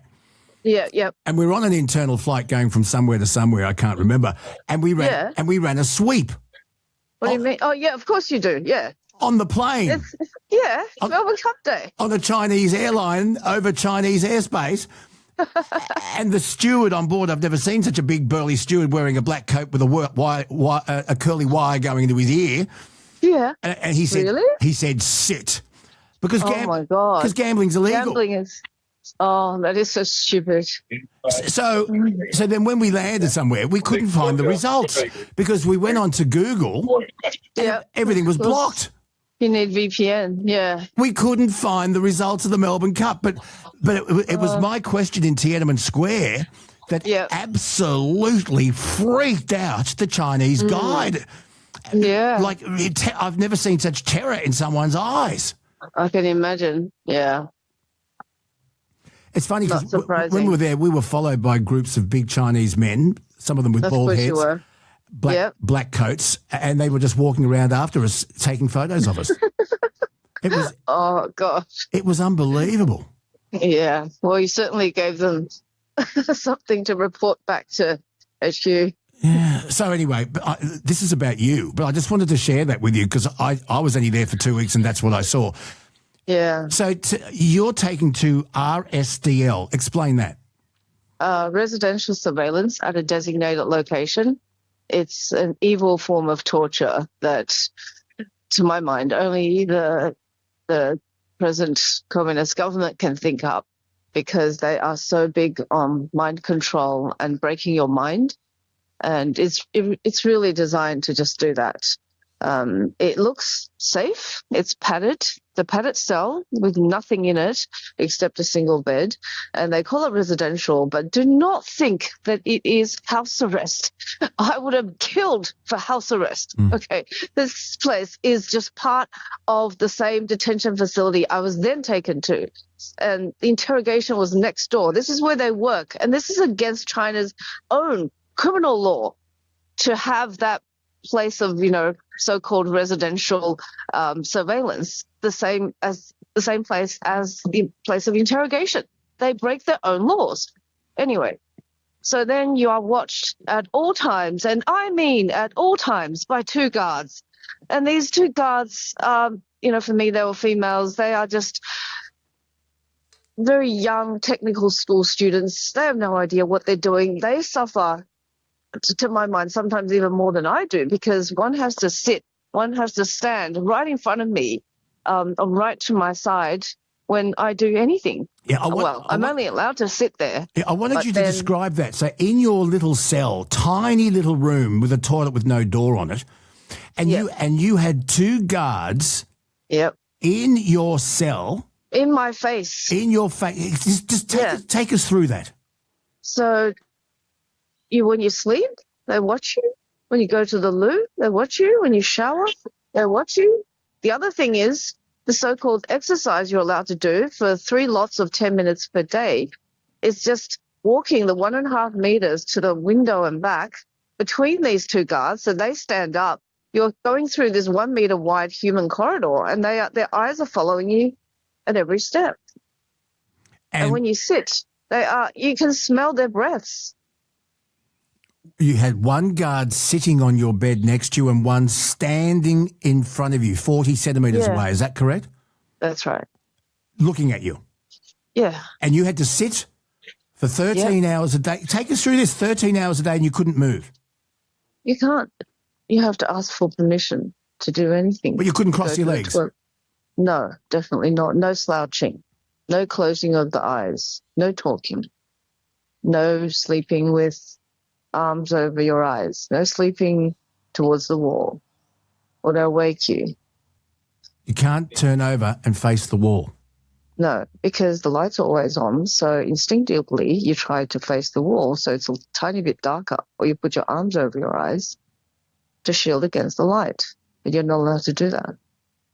Can't put your hands inside the covers. Unbelievable. Yeah. Where do they think up this stuff? Like, how does this... They're very, very afraid of you killing yourself. Which you had thoughts of doing. Yeah. 13 hours a day, sitting upright, no slouching, no crossing the legs, arms placed next to you, a guard facing you 40 centimetres away, standing in front of you and one sitting next to you on the bed. Then they swap places after a period of time. Yeah. Every 10 minutes they swap. You get meals, which you eat sitting there with them watching. Everything is taken in and taken out as needed. So they make sure you have nothing with which to hurt yourself or others. How did they allow you to read Peter Cresty's book in jail? I didn't get that book there. That was later in detention. It was the first 6 months for RSDL. Yeah. And I started to get some books after the Australian government lobbied on my behalf. Because that was my next question. What help did you get from the Australian Embassy while you were incarcerated? Well, I was allowed to see them for 30 minutes, very heavily monitored 30 minutes each month via video link. They said because of COVID, I couldn't see them face to face. So even though they came to the facility and everyone was wearing masks on the video, they didn't even want to give me the comfort of seeing somebody smile at me, 3 meters away. So it was just gratuitous cruelty. And with all that gratuitous cruelty, I'm amazed they even let you have contact with the embassy because diplomatic... Well, that's our consular agreement. But diplomatic relations between Australia and China were unbelievably strained because we had the temerity to want to know more about the origins of COVID, and immediately they slapped tariffs on our wine and our lobsters and started surveilling Australians in China, because I found out at my trial that 4 days after the then Foreign Minister Maurice Payne asked for that investigation, China started surveilling me. And their excuse was that I was in frequent contact with foreign journalists. And that is such bullshit, because I had been in frequent contact with foreign journalists for almost 20 years, and I was a foreign journalist. Those grounds for suspicion are just ridiculous. And also on the same day that Maurice Payne made that announcement, China arrested the former Wuhan cleanup man, the deputy head of police, who had studied in UNSW and still had family, wife and son in Sydney. So is it because we knew something through them about COVID that we dared to unilaterally ask for this investigation? That is my question, but I don't think any security sources are going to declassify that information. But when you look at China's paranoia and their human rights just out the window, yes, are you amazed that you were eventually allowed to come back to Australia, being the incredible communicator you are and tenacious journo, knowing full well you would speak to the free press about your ordeal. Are you amazed that they allowed you to go? Well, at the time, my end goal was to get out as soon as I could so I could see my kids. You had 2 children in Australia. Yeah. Little kids. Yeah. Well, they were with me, but then because of COVID and schools weren't starting back up in China, that's why they came to Australia for a holiday. And then when I booked flights for them to come back a month later, China closed its borders. So by the time I was arrested in August 2020, I hadn't seen them for 6 months. Little did I know it would turn out to be almost 4 years. And in all that time, I only heard their voices once. And that was after Albanese won the election in 22 and then met the Chinese president in Jakarta at the G20. Without that, China wouldn't have given me a phone call, even though the embassy kept asking on my behalf. So that sends a signal. If you don't want your people to suffer, you need to say the right things. You need to have the right kind of leader, and that's that puts our government in such a tough spot, right? The domestic, whether for optics or for voters or for the media, we'd like Australia to have an independent foreign policy stance. But what if your hands are tied by our biggest trading partner? Our biggest trading partner. Being a diplomat is a terrible, tricky dance, isn't it? Yeah. I keep thinking of domestic violence as the metaphor. It's like you don't tell the spouse that is suffering domestic violence to blame him or herself, right? But this is what we're doing as a country. We say, we shouldn't have said that to upset China, and we'll try to be better, more obedient next time. But a counsellor would actually say, no, you should, find support from friends and family. You should leave this relationship that is toxic, and you should know that you have done nothing wrong. But it's, of course, in the case of geopolitics and diplomacy, it's much, much more difficult because you're not talking about just one person. Yeah, I get that, yeah. And after all these days, years of interrogation and abuse, did you start to think to yourself, and I hope you take this the right way, but did you start to think as your cognitive strength starts to falter, did you start to think, have I done something wrong?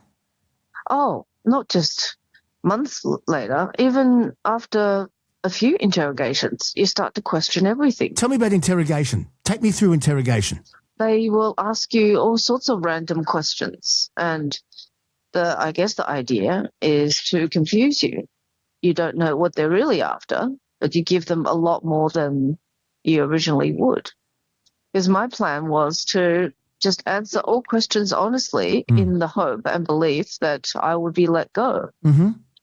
But apparently not. Because when you were blindfolded and taken off, they went to your apartment, which you never saw again. Yep. And your phones? And they took all the electronics. Yeah. They took documents. And I think they had surveilled me for months anyway, because they knew the layout of my apartment. When we drove into the garage, they were liaising with the building manager. So it was a trap that had been set up way before. And you thought, let them take it all. The more the better, because it will prove that I'm innocent. That's right. I said, do you want the passwords to my, the PIN to my ATM cards? Because you'll see that there is no, whatever you say, like me paying for Intel or whatever, that is all bullshit. Like what spy novel are you reading too much of? It's just frightening because it is another world. It's so foreign to how we expect to be treated here in Australia. And Peter Cresty would vouch for that, and so too would Kylie Moore-Gilbert. Cheng Lei, isn't it amazing? But I think people can kind of deal with Egypt and Iran more easily. They're easier to hate, if you know what I mean. Yeah. We don't do that much trade with them, and they're kind of seen as the bad guys. But then when it's a superpower like China, so many middle powers are expecting China to, or, they're hedging towards China as opposed to away from China, just because the US has become so unreliable. And there's technology and the economy and tourism, and then it's tricky. Like, people will say, yeah, you are just one of the many, many tens of thousands of Aussies who go to China. How come nothing happened to them? It must be your fault. Or that, it was just bad luck. It was just that time. What I want people to understand is they are sending a signal. There's a Chinese saying, kill one to warn against 100. And I think when you lock up somebody who deals with information, because it's not just journalists they surveil. It could be a consultant. It could be another diplomat. It could be somebody who's just a very curious person. Like me, asking questions about Tiananmen Square. Was I lucky to get away with that? I don't think anything would happen to you just for saying that. But it is the fear, the seeds of fear in your guides. It makes people like, I'm glad you don't have a sensor in your head, but so many people do. Right? Maybe our listeners to this podcast will think, oh, so next time I go there, I better not ask these questions. You know what I mean? I do know it's exactly. It's a chain effect. It's frightening. And that is exactly how they control, through the mind. And when you are dealing with a government that has absolutely no human rights scruples, completely unpredictable, and yet our largest trading partner, you worry about Taiwan. Yeah, you worry about many things. I mean, people in China are held hostage. So many of them can't leave. So many of them have their passports. They have to, if you work in anything to do with the state sector, and that includes even teachers, your passport gets taken away. They're just afraid of people leaving. Tell me about the trial and how you finally, I think it was October 2023, you were finally allowed to come back to Australia. In fact, I think you flew into Melbourne but couldn't see anything because you were in the middle seat. Well, I was rather emotional, even though I didn't see the landing. That was probably the happiest day of my life. But how did it come to be that they allowed you to come back? Because Albanese was going to visit. And I know you explained that, but you could have just disappeared into a Chinese prison, and the Australian government could have said, oh, she's passed away. I think there was a lot of media coverage, a lot of journalist peers who spoke up for me, and also public sympathy, and that led to, and also Minister Penny Wong always raised my case whenever she had bilateral meetings with her counterpart. Unlike Dan Andrews, who didn't dare bring up my case for fear of upsetting the Chinese, and that would jeopardize his, present business career. It just amazed me at the amount of national publicity that the James Packer employees via Crown Casino, when they were arrested for spruiking Chinese whales, high-flying gamblers, to go to Crown Casino via Macau, and those arrests, massive media publicity, and yet we heard about you towards the end. There were a lot of reports, I think. Yeah, there were. I mean, but not as mainstream as the Crown Casino employees. Yeah, well, maybe I can't judge because I wasn't in Australia when I knew about the Crown case in China. But in terms of comparing media coverage, I'm just happy that I had Nick, my former partner, who was such a wonderful fighter in getting the message out, in telling the story to journalists so they would refresh the story, and writing letters to me and getting me books. Yeah, I had love to get me through, so I was extremely lucky. What was it like when you first, after landing back in Australia, seeing your kids? Oh, it's indescribable. I don't think words are built for that. That's why you have to come and see my play. Let's talk about the play. 1154, 1,154 days telling this extraordinary true story. Are you going to take it nationally?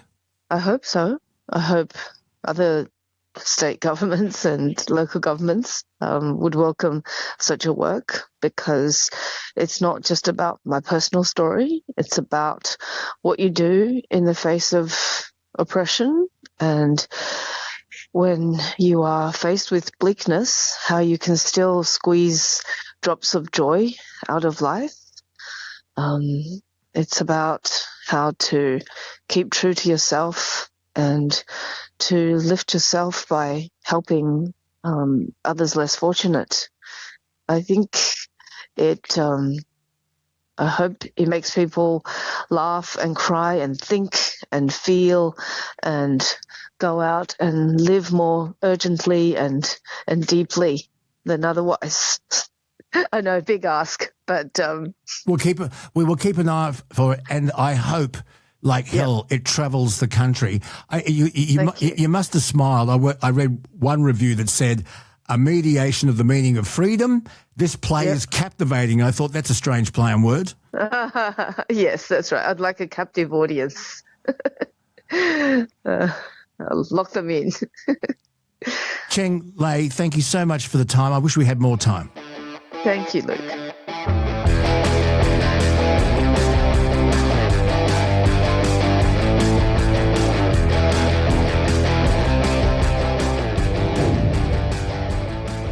Well, the whole of Australia was absolutely heartbroken with the news that a little 5-year-old girl who lived just outside of Alice Springs in what we used to refer to as a mission, a town camp, had been killed. Now, the person arrested for that is before the courts, and we'll leave that story there because there is a presumption of innocence in this country. But no one could have missed the very, very emotional speech in the Senate from the little girl's auntie, Senator Jacinta Napajimba Price, who, and look, just to paraphrase what she said in the Senate, and Kelsey maybe can find some audio of it so you can hear the emotion in her voice. Senator Jacinta Price talks about culture of silence, and she was arguing that for too long there has been a paralysing silence around dysfunction, domestic violence, neglect and alcohol abuse in these town camps and in these Aboriginal remote communities. She stated in the Senate that this silence is driven by a fear of causing offence or being labelled racist. Now, when Kelsey and I were having a discussion about this, I voiced similar concerns that a lot of Aboriginal kids in these remote communities, and once again, what we used to refer to as the Aboriginal missions, often live in danger, in terrible, dreadful conditions where alcohol abuse is rife, abuse is often ignored, and if it was a white child or a non-Aboriginal child in the same domestic dilemma, they'd be taken away and put into care, but there's often a reluctance. I've said this, and Senator Price said it again in the Senate, that there's often a reluctance to take kids who are in danger, Aboriginal kids, away for fear of connotations of it being racist and the fear of being labelled another stolen generation. Happened. My niece's life was taken senselessly, selfishly and horrifically. And the hardest truth of all is that for many in my hometown, none of this came as a surprise. And let me say clearly that this is not an isolated case. For years I have raised concerns about the failures within child protection. I've spoken to foster carers who've raised loved ones Aboriginal children from infancy who've seen them placed back into dangerous and dysfunctional circumstances. I've spoken to police officers, social workers, paediatricians, frontline workers who have watched children be re-traumatised over and over again in a system that's supposed to protect them. And every time these concerns are raised, those who attempt to shut down the conversation, they say now is not the time. They say we should not politicise tragedy. But as my niece's aunt, I have an obligation to fight for justice in her honour. And as a parliamentarian, the very reason I chose to come to this place, I have an obligation to fight for change. So that fewer families endure what my family is enduring right now. Condolences become empty when they are accompanied by excuses for inaction. Condolences become hollow when difficult conversations are avoided in the name of cultural sensitivity. While vulnerable children remain exposed to violence, abuse and neglect. And I'm tired of the excuses. I'm tired of governments announcing billions of dollars in spending while conditions on the ground continue to deteriorate. I'm tired of hearing about symbolism, acknowledgements, gestures while children continue to grow up in unsafe environments. Housing matters, but housing alone is not going to solve this crisis. Building another house means nothing if violence, alcoholism, abuse and neglect continue unchecked inside these homes. Senator Price said that we need to prioritise child safety and it should not be affected by the colour of your skin. All children, she said, deserve safety before ideology. She said they deserve protection before symbolism. It was an amazing speech, highly, highly emotional. And just remember again, Senator Price is the little girl's auntie. Well, we got a message from a listener called Rosco, who has worked for over 20 years in Aboriginal communities as a mentor and a trainer. And he's going to go into detail about that. He's on the phone now. Rosco, thank you so much for reaching out. Hey, Lukey, mate. How are you, brother? I'm very well. Thank you for listening to the Bonafide podcast. And on this really, really sensitive topic, thank you for telling us that you have a little insight into what goes on in remote Aboriginal communities. Look, I'd like to say, first and foremost, I feel for Jacinta.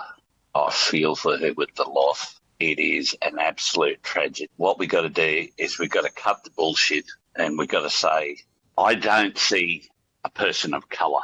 I see a person. Well said. Regardless whether you're black, white or brindle, I don't see a person of colour. I see a person. I see a human being. And I see a proud Australian. That was my philosophy going into this work. And I basically had them all gobsmacked. They were gobsmacked because I said, I don't see you as a person of colour. I see you as a human being who deserves the rights of every single person in this country. Now, I'm here to teach you a qualification. Now, all I ask that you show me respect. And I tell you what, let's have a blast, a laugh, and enjoy it. Rosco, let's go back. What were you teaching and mentoring? Where were you? Take us back. What was the situation? What's the background? Look, I was tasked by a company to go to Cape York, to Napranum, which is a community outside of Weipa, okay, a mining town in Cape York, bauxite mining town, okay. The socio-economic, very poor. People are given jobs at the mine, yes, I understand that. But the demographic, the education, the numeracy literacy is very poor. What are the living conditions like? Below standard, I feel, for this alleged country we live in. Now I say alleged because we're supposed to be a first-rate nation in the grand scheme of things, and we're not. We have neglected these people for so long. It's okay, like back in the early days, but no one's mission. It's okay, we just piss them off up there, out of sight, out of mind, no worries. Wrong, okay? Wrong. It's so wrong on so many levels. Now, also, I'll go on the public record, I am white. I'm a proud, patriotic Australian. I have no Indigenous whatsoever in me. So this is not a, what do they call it, a gerrymander or anything, but this is speaking from the heart. and speaking with conviction and compassion because I've seen it first. I don't sugarcoat shit. I tell it how it is. The system is buggered, right? You got companies that are going to these locations. Now they're teaching Certificate 2, Certificate 3, Certificate 2 in rural operations, Certificate 3 in surface extraction, which is a mining qualification. Now, some of these units are pretty heavy going for my brothers and sisters up there because of their lack of understanding and their lack of education. So a lot of the time I would verbally ask the participant for an answer. And I would scribe for them because there was quite a few that couldn't actually construct a sentence. Now, once again, allegedly we live in a country with a fantastic education system, fantastic healthcare, fantastic this, fantastic that. Bullshit. Mate, this country is on its knees. There's no primary solutions for the problems. Illustration of what happened in Alice Springs. The systemic problems are happening day after day. Now, reverting back to my issue, I provided solutions to these people. Yep. I spent 22 weeks with one class and I was only supposed to spend 10. But bloody hell, mate, I worked hard. I got them over the line. They got their certificate, and I tell you what, I stood up and cried. I was that proud of them. How proud of themselves were they? Oh, mate. Bloody one young fella, he's doing cartwheels across the paddock. Rosco, can I ask cartwheels you? Yeah, mate. Yes, how are you, Kels, darling? I'm good. So you said that, they were coming to you and, had poor literacy skills. Why do you think that's the case? Is it just the school system in general? Is there not access to school, like where these people are located? What is it? There are access to schools, yes, but the system is letting them down because the truancy is not followed up. Right. And that's what I was telling you, Kelsey, about that friend of mine who did teaching work experience at Wilcannia. And the only time she had full attendance with when she put on a feed. Baked beans on toast. Baked beans on toast, and they all turned up. Yep. Are they not getting food at home? What's going on? No, they're not. They're not because the food, the money is being spent on grog and drugs. Okay. So where in the cycle is like the critical linchpin? Where the critical linchpin is the system has to be held accountable for their actions. Now, I've busted my ass. I've moulded. I'll use an analogy. I'm a potter sitting down with a lump of shit and I'm trying to turn it into a pot, right? Yeah. Yeah. I have successfully built the best pot out. I have got a woman that couldn't speak to a white man at all. She'd look at her feet and she couldn't speak to a white man. Now, this young lass, she was confident, and she was loading road trains on a loader like a bloody demon, okay? I turned her life around. Well done. There has been an argument over many years now that people who, in both cities and remote areas, if they receive welfare, that they have to be able, and they were talking about quarantining welfare money. Remember that? Did you remember that? Yes, yes, I do. And so, Kelsey, basically they were talking, and in the Northern Territory, quarantining money so that you had a special Centrelink, not a Centrelink, a social security credit card where your welfare money was deposited, and you you could not spend it at a grog shop in a pub. That was under the Howard era. And you could only spend. But then, Kelsey, what happened was you could spend it on groceries at Coles or Woolies, and half of these places, Kelsey, there isn't a Coles and Woolies. Yeah. No, there's not. You got the Ibis chain of stores in that country. It's okay in Weeper. You got Woolworths and Weeper, okay? But once again, inflated prices because of the location, the transport, the cost. Yeah, and the price, the cost of vegetables and fruit was absolutely astronomical. And so people are living on shit and high sugar diets, which is just not good for Indigenous Australians. Then tell me, Rosco. Yeah. So you're saying, and I don't want to generalise, but you live there, so I'm taking everything you say on face value. You're saying that these kids are fed shit and the parents or their guardians are misspending the money. How do you control that then? Well, there's got to be a generational change.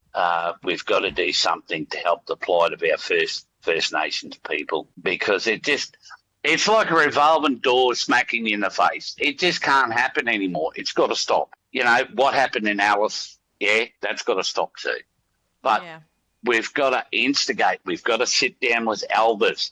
Instead of going to a smoking ceremony or welcome to country, it's the only time you see the elders with all these dickhead politicians. Instead of doing that, it's the only time you converse.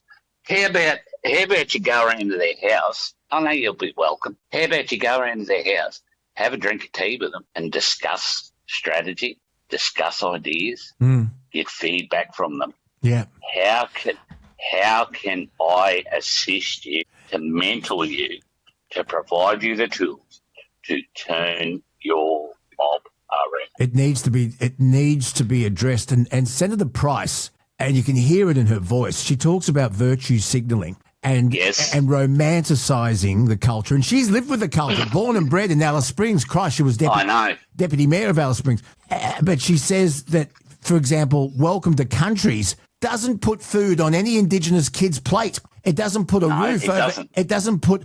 She said we've got to get over this romanticising, and the money has to be monitored, and land councils who distribute the money and the agencies that distribute the money have got to make sure that it's spent absolutely responsibly, and we've got to stop worrying about, you're racist if you check up on where the money's spent. Jacinta Price is saying, stop all this bullshit. These kids deserve protection before symbolism. That's what she's saying. Yeah, and I'll stand by, like as I said, I'm a white fella, mate, and I'm a proud patriotic Australian, and I'll stand beside that woman and I'll go into battle for her. Tell me, give us an example of your time in remote Aboriginal communities of how you've seen money misspent. Well, allegedly, the community was dry. Now, as I started there, I was there 22 weeks straight, staying in the community. And, it's not rocket science. So they're supposed to be dry communities, that is alcohol-free, and you're saying that they're not? Yeah, but it's not rocket science, mate. All you got to do is listen for the loudest reggae music in the town. That's where the party is, okay? I'm wondering, Rosco, what is your... Just based on what you were saying before, how would you feel about the voice to Parliament? Obviously, that didn't get up. No, I said no, because the reason I said no, Kelsey, darling, was that there are too many fat cats will profit out of it. Right. Okay. That was my argument or my concern personally. That the fat cats will go as a consultant, as an advisor, and they'll get 250, 300,000 a year. Yeah. It's not going to go to the grassroots level, okay? Right. Okay. That's the issue. Yeah. If you want grassroots results, you get local elders of the community, and you sling them a couple of hundred every now and again and say, put on a feed, a barbecue, no grog butt. And do that. And Senator Price also said, along with Warren Mundine and other Indigenous elders who were completely split on this. I mean, you look at Linda Burney, 180 degrees from Jacinta Price. But if you have a group of people they weren't going to be voted for, they were going to be nominated to advise on policy based on their nationality, on the colour of their skin, well, that's apartheid. Correct. And what Jacinta Price was concerned about was that in itself was going to cause more division than narrowing the gap. That was one of the arguments. Look, the gap is as far as it can fucking be. Well, sorry. It is. Sorry. Because it's not bridging, it's not closing, right? When you got these hypocrites out there and these dickheads It's not. We're not closing the gap. We're widening it. Okay. I don't care what anyone says. I will disagree with you till the cows come home, because we are not closing the gap. We are widening it. So Rosco, the Indigenous Australians you became very close to. Yeah. What was their opinion? What was their opinion on closing the gap? Did they feel there was a gap, or maybe they don't? I don't know. They know there's a gap, and all they wanted, all they yearned for, was to gain employment. Mm. And be worthwhile. No, to gain employment, be a role model for their sons and daughters. To show their sons and daughters right from wrong. Look, there was 2 guys that come to my class. They were stoned out of their brain. They were pissed most of the time. But I personally got them jobs. They turned their life around. They have not touched grog or drugs since. Wow. And they have now become religious. Now, every Christmas for the last 20 years, I get a Christmas card from the partners of these 2 men with a $100 BWS voucher to say thank you for what you have done for us. BWS, that's a bit ironic. Yeah, well, I didn't ask for it, mate. And this guy leaves the Cape, flies to Cairns, and bloody pays cash for a brand new Land Cruiser. How good's that? It's amazing. Wow. You kind of remind me of Bob Davis from Hard Yakka. Who has the philosophy of taking the chip off the shoulder and putting pride back in the heart. Well, I did, mate. I did. I single-handedly did that. I had a knife waved around at me and put at my throat by one idiot. Jeez. You know, I had a bloke try and take me out with a steel picket. That is. Where did that frustration come from, do you think? Well, it was frustration and despair for not being able to comprehend and understand, okay? Yeah. You know, and there was one young lass walking across the paddock. I saw it with my own eyes. I don't know, she allegedly had a clip-sealed bag of old mate's dope.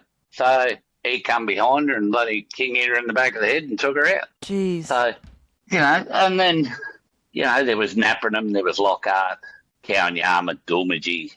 You know, I've been to a lot of them.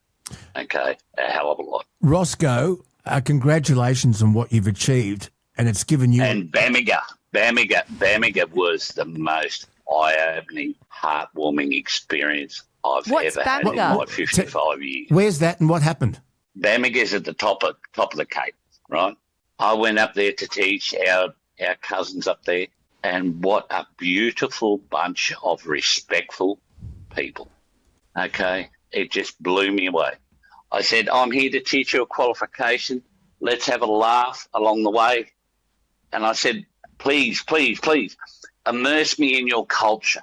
And I got that 100-fold. You know, wow. I had the prestigious honour of being invited to a shaving party.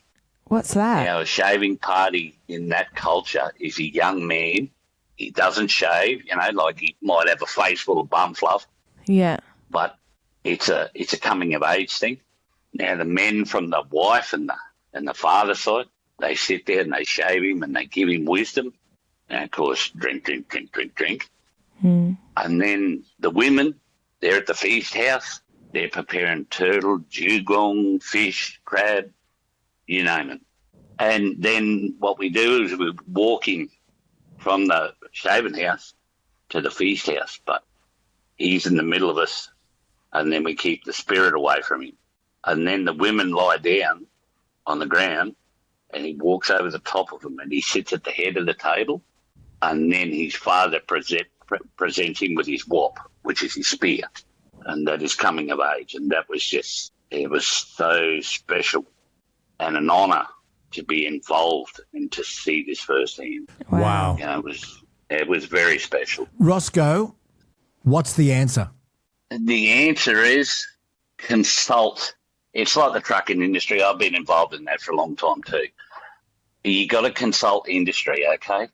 So what we've got to do is not go to welcome to country in the communities as a politician. Get off your ass, get up there, go to the elders, talk to them, have a yarn, have a drink of tea, but be respectful.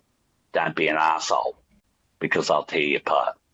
the most powerful welcome to country I had was on Murray Island. Now, that's where Corky Marbo. Yeah. That was the most powerful thing I experienced. And then that was a honour and a privilege to be invited to sit at the base of Corky's grave and feast. Tell us what you experienced. What did they do? What happened? I was a blubbering mess, mate. I mean, I'm sitting at the base of a grave of a man that single-handedly changed the way the Aboriginal and Torres Strait Islanders live today, you know? And that was very powerful, mate. That was so powerful. I would have loved to have met Eddie Mabo, and I would have loved to have interviewed Senator Neville Bonner. Yes, I met Mr. Bonner when I was 12. Wow, yeah. And he was a consummate professional. And a gentleman. And Excuse my ignorance. And so intelligent. Excuse my ignorance. Yeah, no. Who is Neville Bonner? He was a Queensland senator. Right. Who was the first Aboriginal senator in the Australian Parliament ever. And look him up, Isn't Kelsey. that crazy that I never learnt that in that in school? Well, why don't you? No why idea. don't we? I never learnt that in school. Kelsey, you fly out of the rat race down there. You come to Cairns, and we'll meet up with Sue. Granny Sue, yeah. Yeah, and you'll get a history lesson like you wouldn't believe. Why don't we? We've been wanting to do this. If Kelsey and myself, we'd have to bring Kelsey's mum. She loves an adventure. Oh, look, the Minister for War and Finance, she can come along, mate. I reckon. She wouldn't miss it. She wouldn't miss it. Hey, I tell you what, talking about the Minister for War and Finance, last night here, we went to a concert. The first Royal Australian Regiment band played. Oh. Concert. Oh, mate, what a night. It was. I love that. I'm not one to start and jive much anymore, you know, being an old decrepit bloke like I am. But I tell you what, last night, I was sitting in my bloody camp chair boogieing, mate. I love that. I love that. Rosco, we have to meet up. We have to get together with Granny Sue and the millennial, her mum, and myself. And we'll sit there. Hey, we'll bloody sit there, have a drink of tea, and we'll have a bloody history lesson. I would love that. Rosco, we love you, mate. Thank you for reaching out and giving us a little perspective from your life. And we really appreciate you listening.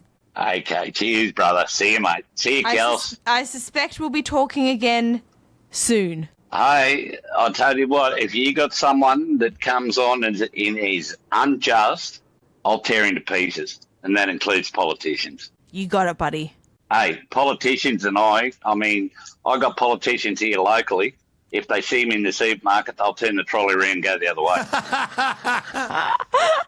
Because I'll pull them on publicly. I'm sure you would. I don't have a problem of saying, oi, that policy, like, I'll give you an illustration. Go on. There was Doyle. There was a bloke, Doyle. He was going against Bobby Catter, right? Yeah. This is going back a few years ago. Anyway, he decided to go into gutter politics, this bastard. And he started talking about Joy. You know, Joy Catter was old Bob's second wife. And, you know, he started bringing all this shit up in the public domain. So what did I do? I fucking pulled him on. I said, hey, Darky Doyle, you prick. I found his mobile number. I said, you want to shut your mouth, brother? Because I said, Bob is pretty reserved at the moment, but I said, if you keep winding him up, he'll smack you in the mouth. And I said, I know he would. Then I'll smack you in the mouth too. Anyway, Ducky Doyle says, oh, it's okay, mate. I'll catch up with you in town there one day and we'll bloody do lunch. Well, guess what? I'm still waiting for the arsehole's lunch invite. Yeah. Yeah. I reckon we need to bring back more public shaming of politicians. Hey, I mean, you know, this country is at its knees. it's only because of one incompetent fuckwit running it. You know, I mean, how incompetent can you be? Right? There would have been X amount of babies born overnight, right, in this country. Do you realise they've inherited $70,000 worth of debt? It's a bit more than that. Hey, listen, Rosco, I'll let you go, brother, before you get us sued. Yeah. Thank you, mate. Lovely to talk to you. We'll stay in touch, okay, brother? Okay, brother. See you, mate. See you, Rosco. See you, Kels. Bye. Jesus. Well, I mean, he tells it like he sees it. He tells it like it is. I actually found his opinion to be quite balanced when it came to helping Indigenous communities, and I really respect. Look, Kelsey, all he was doing was repeating what his experience. He saw, yeah. And you can't do more than that. I saw this, I worked there, and this is my experience, and that's all you can do. Kelsey, Rosco, we'll keep him on the books as well. The people you meet here on the Bonafide podcast. Truckie Tuesday is up next, and it's all made possible thanks to GME, the Aussie experts in communication tech for over 65 years. 10-4, good buddies. Whether you're passing vital road info onto the convoy, calling out a hazard ahead, or telling old mate to get off Channel 40 because it ain't a bloody karaoke bar, GME's got the gear to keep your connection steady and crystal clear. Truckie Tuesday is straight ahead. Well, folks, welcome back to another Truckie Tuesday. It's going to be interesting to see what Rod Hannafy has to say in the wake of the federal budget. There's a bit in there for truckies, and believe it or not, some of it is very, very good news, especially for truckies' mental health. But Rod is in Ceduna, and he's got a 24-hour wait ahead of him. He'll have fun with that. And we might also hear from the Flying Fergo, who left me a lovely birthday message last Sunday, the 10th of May. So, without any further ado, Rod Hannafy, good morning to you. Welcome aboard. A fair bit to talk about this morning. So, some news stories, Rod Hannafy, and I want you to explain this. It's a story about the Pacific Highway Monopoly truck stop. It's tipped for the Coffs bypass. New South Wales North Coast truck stop, positioned to benefit from the $2.2 billion Coffs Harbour bypass, has changed hands. Rod, $13 million. What is this going to mean for traffic along that area? So when you come into Coffs Harbour, mate, and we've got a bit of noise there, but when you come into Coffs Harbour, there is one servo. There is a bit of a plaza there where you can get food. But once you go past there, there's really nothing in town till right out the other side. So if they're going to do something out on the bypass, mate, probably best to keep the trucks out of town and still give us good access to facilities, which will be better than we have now. And you would hope that this servo will be able to service all that passing traffic adequately, and you would hope it would make money so that more of these things open up. Yeah, and it's always been the argument for bypasses, Luke, whether it keeps people out of town because they don't have to go in, or whether it sort of improves the amenity of the town because the trucks aren't going through there. Pacific Highway's got a lot of trucks go through there. The lights can be a pain. There's a couple of really sort of curly intersections, couple on hills and things like that. So to avoid them will be good for the industry as long as the town sort of doesn't suffer. And look, you won't know until it happens and people decide new habits and see how it works. Are you excited? Oh, look, that'll make it virtually from, I think, Melbourne to Brisbane without traffic lights is my understanding. We've got Singleton still to go. That's the next big one. But look, every time they bypass a place like that, certainly for us, it shortens the distance. It takes away those delays, particularly if you're running through town in that afternoon period or the morning, Luke. Yeah. You can't always decide when you're going to be through there because of your load and unload and logbooks and all those sorts of things.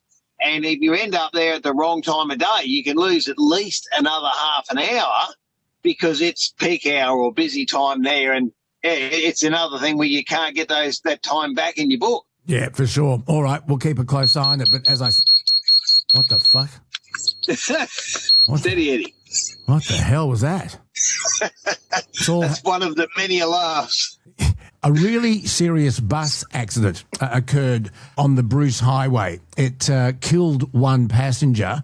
There was a major emergency response. It was triggered when the Flix bus coach travelling south from Cairns to Whaley Beach, it left the road and rolled about 135 k's south of Townsville. Now, obviously, there's a massive inquiry going on. We don't know who was at fault. Was it the road? Was it the bus? Was it other traffic? Was it another vehicle?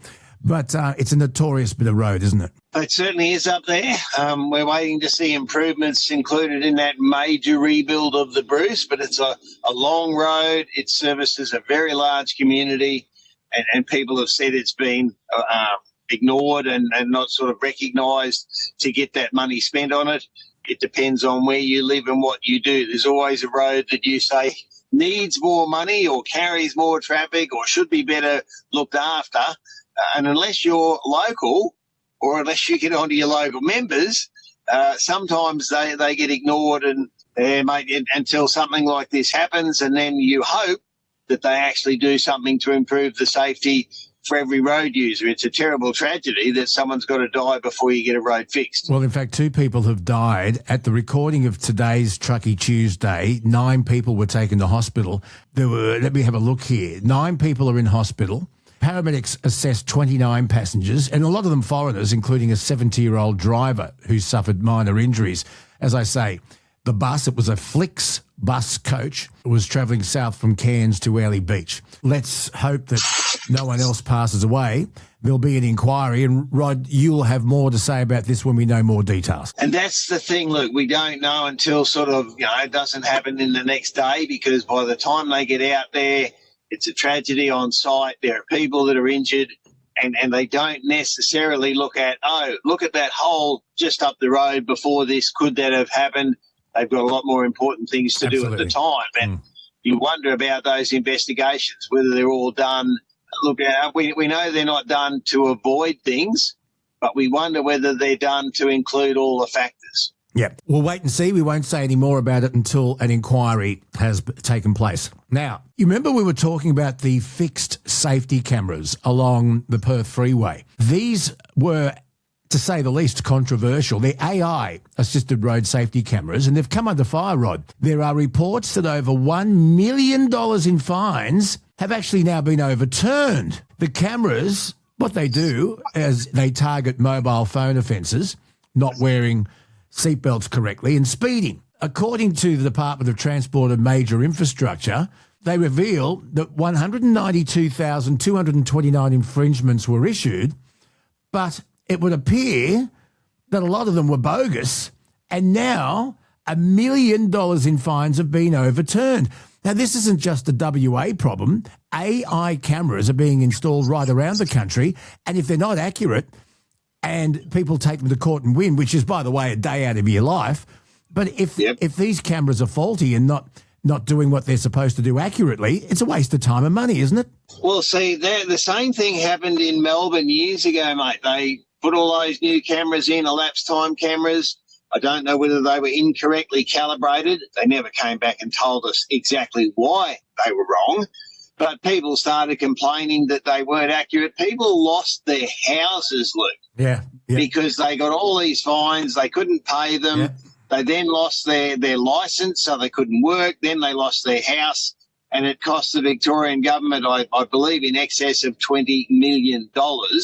Now, I did see the cameras in Perth. There's just a little square sign that has a photo of a camera. And, yes, there are the sensors on the road, but they're just little white cameras. Now, I saw a number of them, and, look, again, I don't live there, so I don't know what they're targeting. It doesn't say anything other than a camera.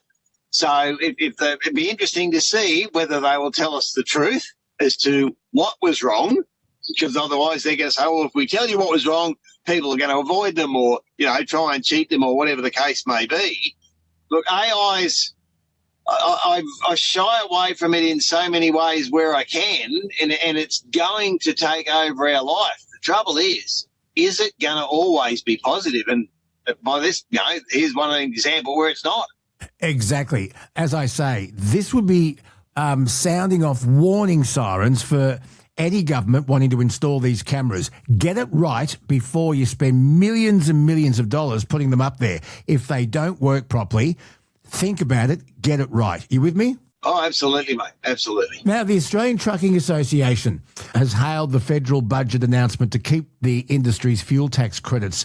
It's a win for the trucking industry, they say. But, Rod, would you now look at extending the temporary road user charge as well? That's currently reduced to zero. Yes, and as I said to you last time we spoke, Luke, they're looking now at a new road user charge format. Up to now, we've been paying for the roads that have been built.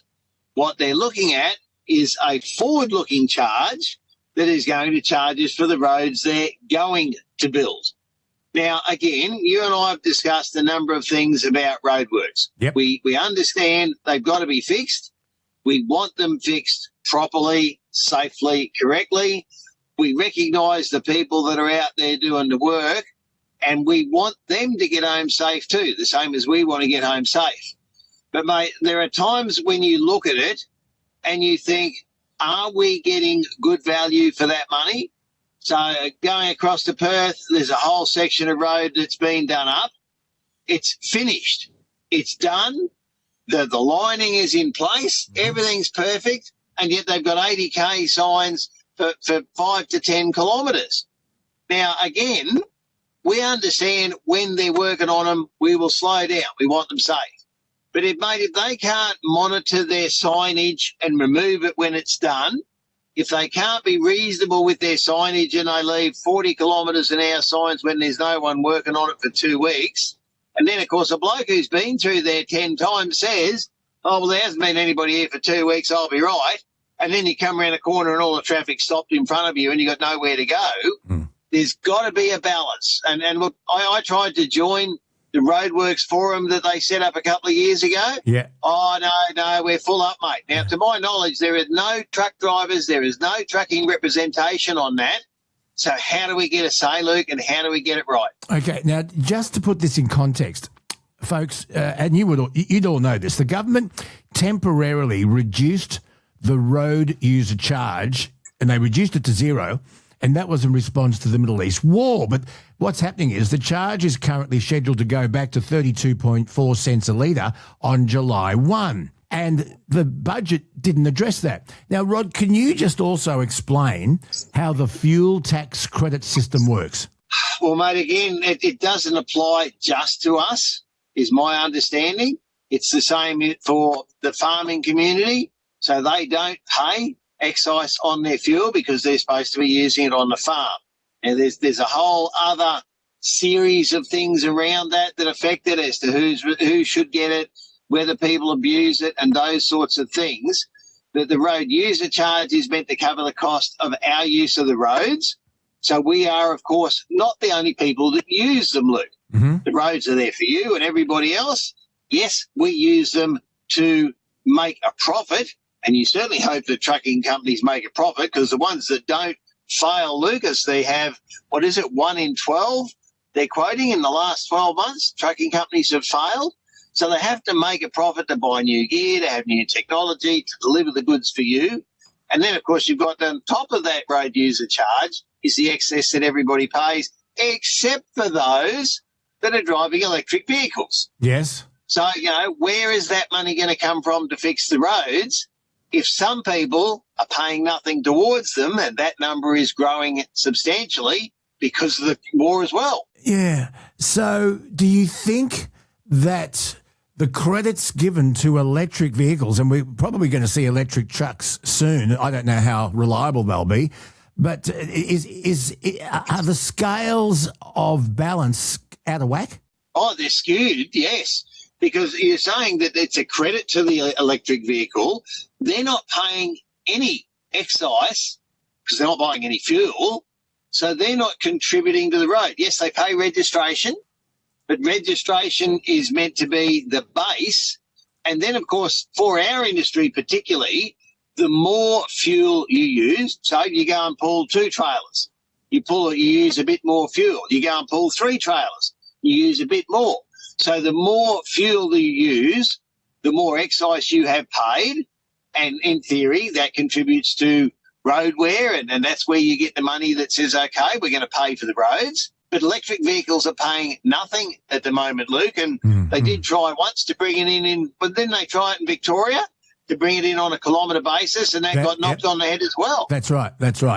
And for just ordinary road vehicles, the thought is you have a recording of how many kilometres you've done in a year. They would somehow work out a cost, a tax, and that's what it is, on those kilometres used, and you would pay that when you rego your car. Yes, but then, of course, people have to tell the truth and keep those records, Luke. But if your Speedo is read by an authorised motor repairer when you get your car serviced and passed for rego, they would be prosecuted severely if they're found to have been tampering with a Speedo. I actually don't know how difficult it is to tamper with a Speedo these days. I would have thought it'd be pretty hard. Yeah, not like it was. Not like you just put a screwdriver, drill on it, wind it all back. Or in Ferris Bueller's Day Off, chuck the car up on bricks and put it in reverse. Remember that? Yeah. And it didn't work. No. Anyway. Mate, where do we go? We've got to have good roads, but and they've got to be maintained properly. Luke, again, I said to you a little while ago, there was a section of roadwork being done, and they had a pilot vehicle operating where there's two blokes in the ute, two more there to take their place on a section of road that was being repaired. It was 100 metres long. Yeah. Now, Rod, that's a waste. Absolutely. Now, I know you've got to go soon because you're going to be told to load up and get going. But I wanted to quickly talk to you about the inland rail not being extended. We talked about this last time. Yep. The federal government decided not to extend inland rail beyond Parks in New South Wales. And the Queensland Trucking Association CEO is Gary Mann. And he's saying an HPV, a high productivity vehicle freight network, has got to be funded. What's going on here? Well, of course, the trucks run on the major routes. And we deliver between capital cities. That's one thing. But then, of course, you have trucks that cart all the grain. You have all the fuel trucks that deliver to all the mines. And whilst the major highway network is there for everybody, and as you go back many years, Luke, it was federally funded because it was a federal thing to run between states and between capital cities, and yet they've never really followed through with a truck network. So, if you're going to have a lot of trucks on a road, should it be wider? Should it have a decent shoulder to allow for a car driver to lose concentration and move over, and the truck still has enough capacity to move over as well and not have the truck roll over or tip over? So that's just for every truck. And then the way things are going with the economy, we are pushing to have larger vehicles, high productivity vehicles that operate on suitable roads. And then if you have one truck pulling two trailers instead of one, we can maintain the productivity, we can deliver more freight for less, and we are in a global economy, Luke? So we've got to compete with other countries where their wages and their standard of living is not as high as ours. So do we either drag our standard of living back, or do we find ways to be productive and maintain it and still be competitive? And to do that, we need a network that is designed with what trucks need. For example, rest areas, so you've got somewhere to pull up when you're tired, when you've got the right capacity for corners. And like Luke, I can think straight away off the top of my head of a number of intersections where when you come down to them, they're not square. They're offset one way or another. Mm-hmm. Now, in your car, you can look out the back left-hand window of your car to make sure nothing's coming before you plough. Well, I do in a anyway. Truck, you can't. Yeah. Yeah, others don't either. But look, the roads got to be suitable for that class of vehicle. And you've only got to look when something happens at one stage, Luke, and there's an accident or there's an incident or they do roadworks and they just, let's detour the trucks round there. They don't go and look to see whether the truck's going to fit. They just say, you must go that way. And then, of course, it all goes to shit from there, Luke. So we need a network that recognises the industry is vital. It is essential because we don't have the rail network. And, again, we've looked at it before. 27 rail gauges in Australia at one stage, and even now they've canned the inland rail. Now, mate, if you go out to North Star, that rail line just finishes in the middle of a paddock. It's all built out there already, and now it finishes in the middle of a paddock. So, they can't get that right. What hope have we got at times, Luke? Exactly. Now, Rod, there was something I wanted to talk to you about. It was an observation I had. I was getting a taxi to Channel 7 the other day, and on this particular trip I was in a Kia, which are really handy for taxi drivers that often take people to the airport. It seats 7 people, has a huge luggage compartment at the back. However, when that luggage is full from the floor to the roof, you cannot see out the back. Now, on the Kia, as soon as you put an indicator on, oh, by the way, the rear vision mirror isn't actually a rear vision mirror reflecting out the back. It's a camera, and it's really good quality. It's because the rear window is often blocked by luggage or people's heads. Yes. That I thought was really good. But the other feature is as soon as you put either a left or a right-hand indicator on the dash up comes another camera, and it's a blind spot camera. So the car still has rear vision mirrors, but this is for, now whenever I change lanes, I'm always looking over my left shoulder or my right shoulder. I just do it out of habit. Yes. And but that blind spot is the last third of your vehicle to the very end, and often your mirror can't see what's there. Should all trucks be fitted with these extra cameras so that they can clearly see down the side of their truck and out the back like the Kia? Yes. And there was a system designed, probably 2 truck shows ago. I remember looking at a prototype on a stand. And again, Luke, you've seen what's in my truck. All these different screens, because I have to have one system for HML and one system for me management and one system for that. And that company at the time integrated all of those into one screen. And a part of that was exactly as you say, that as soon as you went into reverse, a camera showed you what was behind you. If you were indicating left, it showed you what was down the left-hand side. Now, at the time, I thought that was a bloody terrific system. Yeah. Currently, if you want it, you've got to go and spend, again, picking a figure out of the air, $4,000 to $10,000 because it's got to go down to the back of the trailers. Yeah. It's got to have all these other things on it. It's not as simple. Geez, mate, I'm watching a centipede go past 3, 6, 9, 12, 15, 18, 21, 24 axles. It's just driven past me in one truck. It looks like wheels from end to end. How many axles do you have? I've got currently 12. And how much? What did you say? What just went past? It had 24 axles. Is that how unusual? 25. 25 it had, actually, because they didn't count the steer. How unusual is that? So 25 axles. Oh, mate, over here, so I'm sitting at Sejuna, and there is a mine that one company carts to. It's very heavy product. It may be lead. I'm not absolutely certain. I've spoken to one of the drivers many years ago. But, yeah, to look at this thing going past, there were 24 axles in a row. So there was 8 triaxle groups, including the drive, plus there was a single axle on the steer. That was the 25th axle. Yes, over here, yes. And in WA, mate, there are some wild combinations in WA that run up and down the freeways. I've got to say, we were running around Perth in a road train day before yesterday, and over there it's nothing to see road trains up and down the freeway. In other capitals, it's only just starting to happen with those high productivity vehicles. You know, a UHF isn't just an accessory. It's a lifeline. It's exactly why I'm stoked to have GME on the Bonafide podcast. They're the only Australian manufacturer of UHF CB radios and emergency beacons, operating right out of a purpose-built HQ in Sydney. You want to know how many locals they keep in steady work? 250. And the gear they build doesn't just keep the Bonafide family safe on the road. It's engineered specifically to handle the bull dust, the corrugations, and the longest hauls you can throw at it. If you love Truckee Tuesday, back the brand that backs us. Head over to gme.net.au. That's gme.net.au.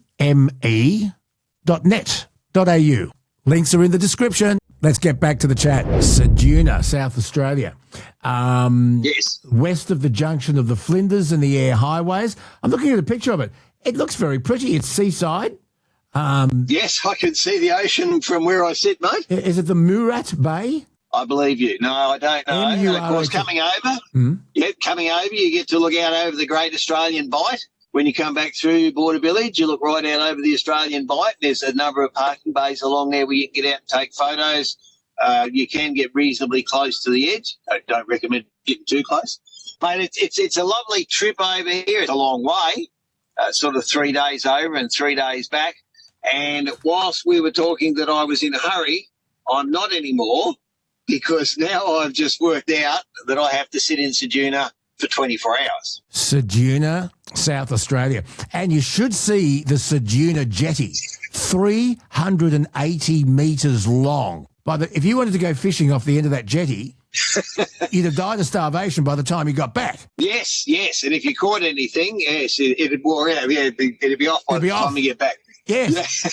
The Ceduna jetty. Have a look at that, folks, next time you got your Google out. Listen, just something really important. We had Truck Week.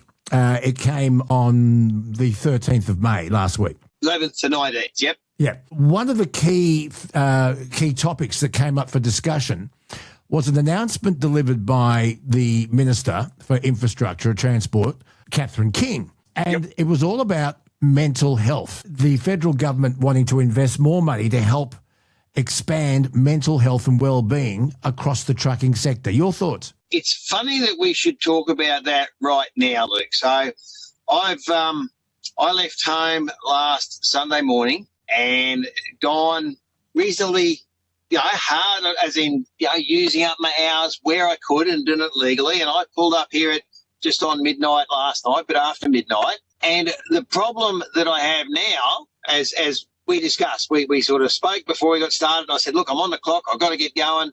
But I couldn't be sure whether I was going to be legal until I logged in to see where my hours added up. And the problem is what happened 2 weeks ago, Luke. Now, I have enough hours in the day to get where I want to go. I have enough hours in the week. But because 2 weeks ago I started at 2:30 on Sunday afternoon to go to work, yes, I've now got to be stopped by 2:30 tomorrow to have a 24-hour break. Yeah. Now, if I don't get to Port Pirie, now I don't get unloaded. So now I'm having sat here thinking, well, can I do this? I've got just enough hours. I can get there. Oh, I've got to rush. I've got to go right now. I've got to get this time up.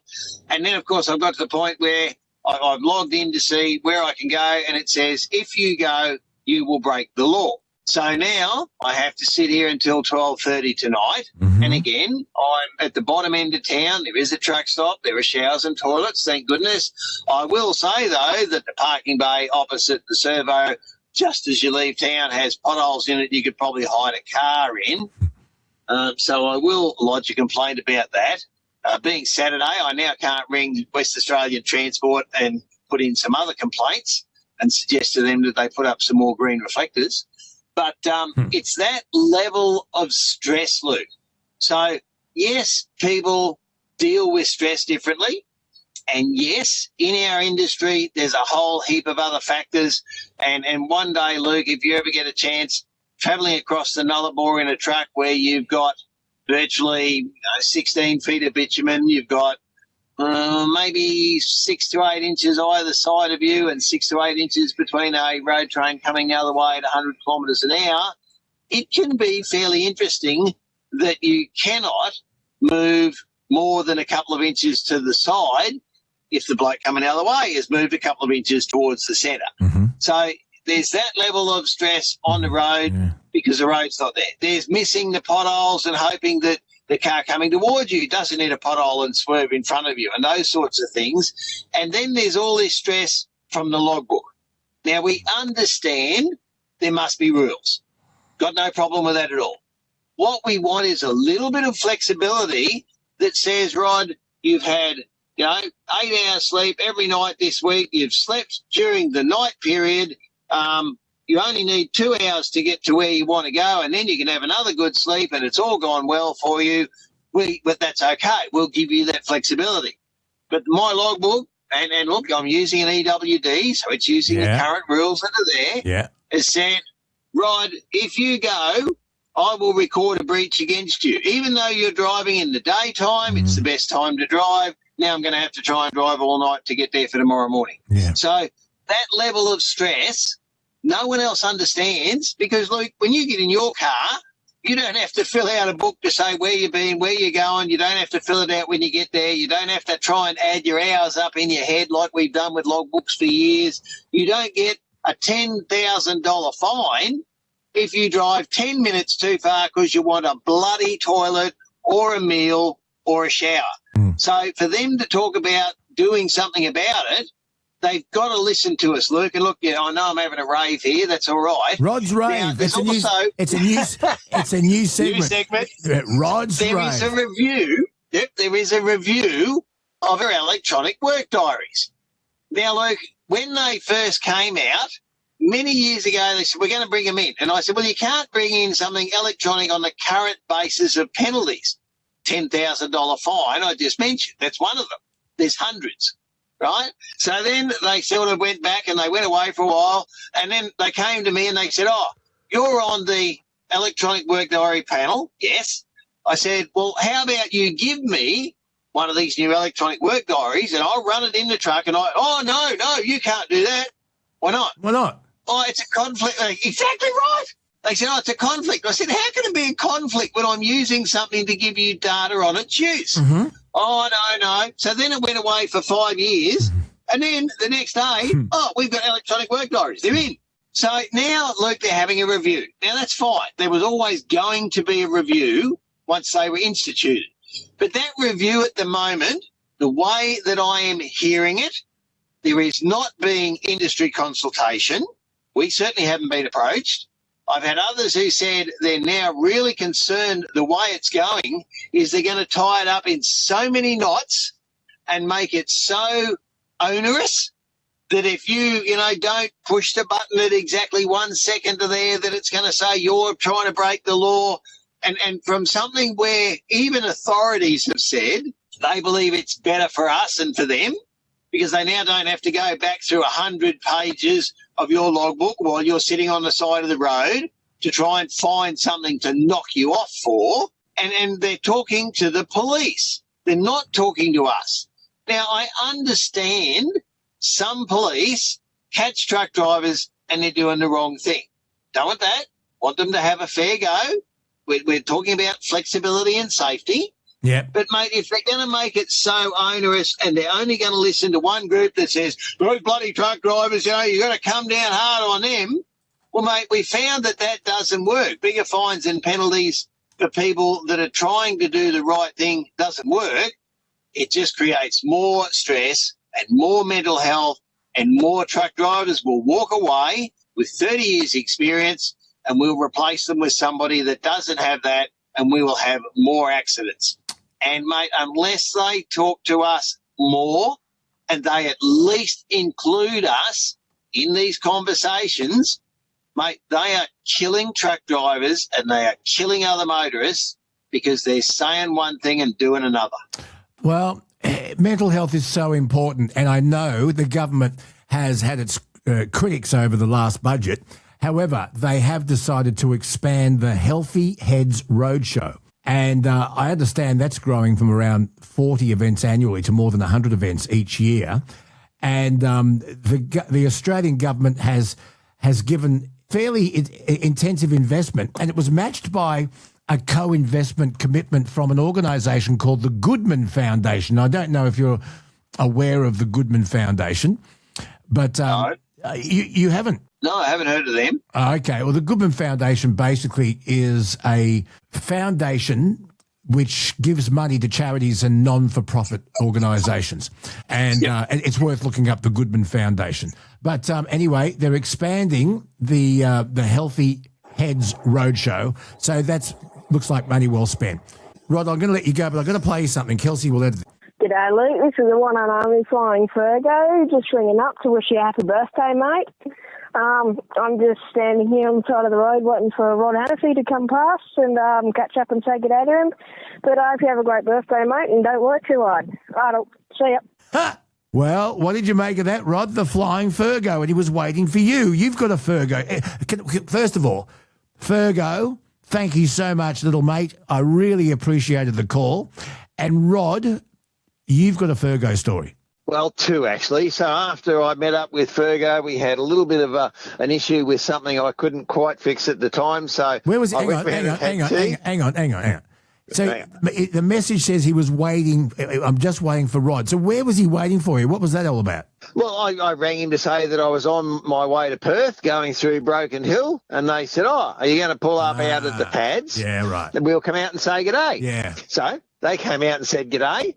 While they were there, we found something that I needed to fix and couldn't do it right then. So they said, come round and have tea. So I went round and had tea with them, and then sorted that problem out the next morning before I left. So then I was coming out of Perth yesterday, and Fergo's dad rings me. Yeah. And he said, I've got a Fergo story. Okay. And of course, he's probably got a lot more. Okay, go. So he said he got a phone call from a mate that he hadn't seen for years, and he was in the Ballina truck stop, sitting there having a meal. Yeah. And this lady walked in and she sort of walked past and she said, are you a truck driver? Yes. Oh, right, well, what do you do? Where you go? And he's telling me all about that. And she said, I listened to the podcast. He said, oh, really? She said, I love that Rod Hannafy and Fergo. He sounds like a lovely young bloke. And he said, mate, I watched Fergo grow up.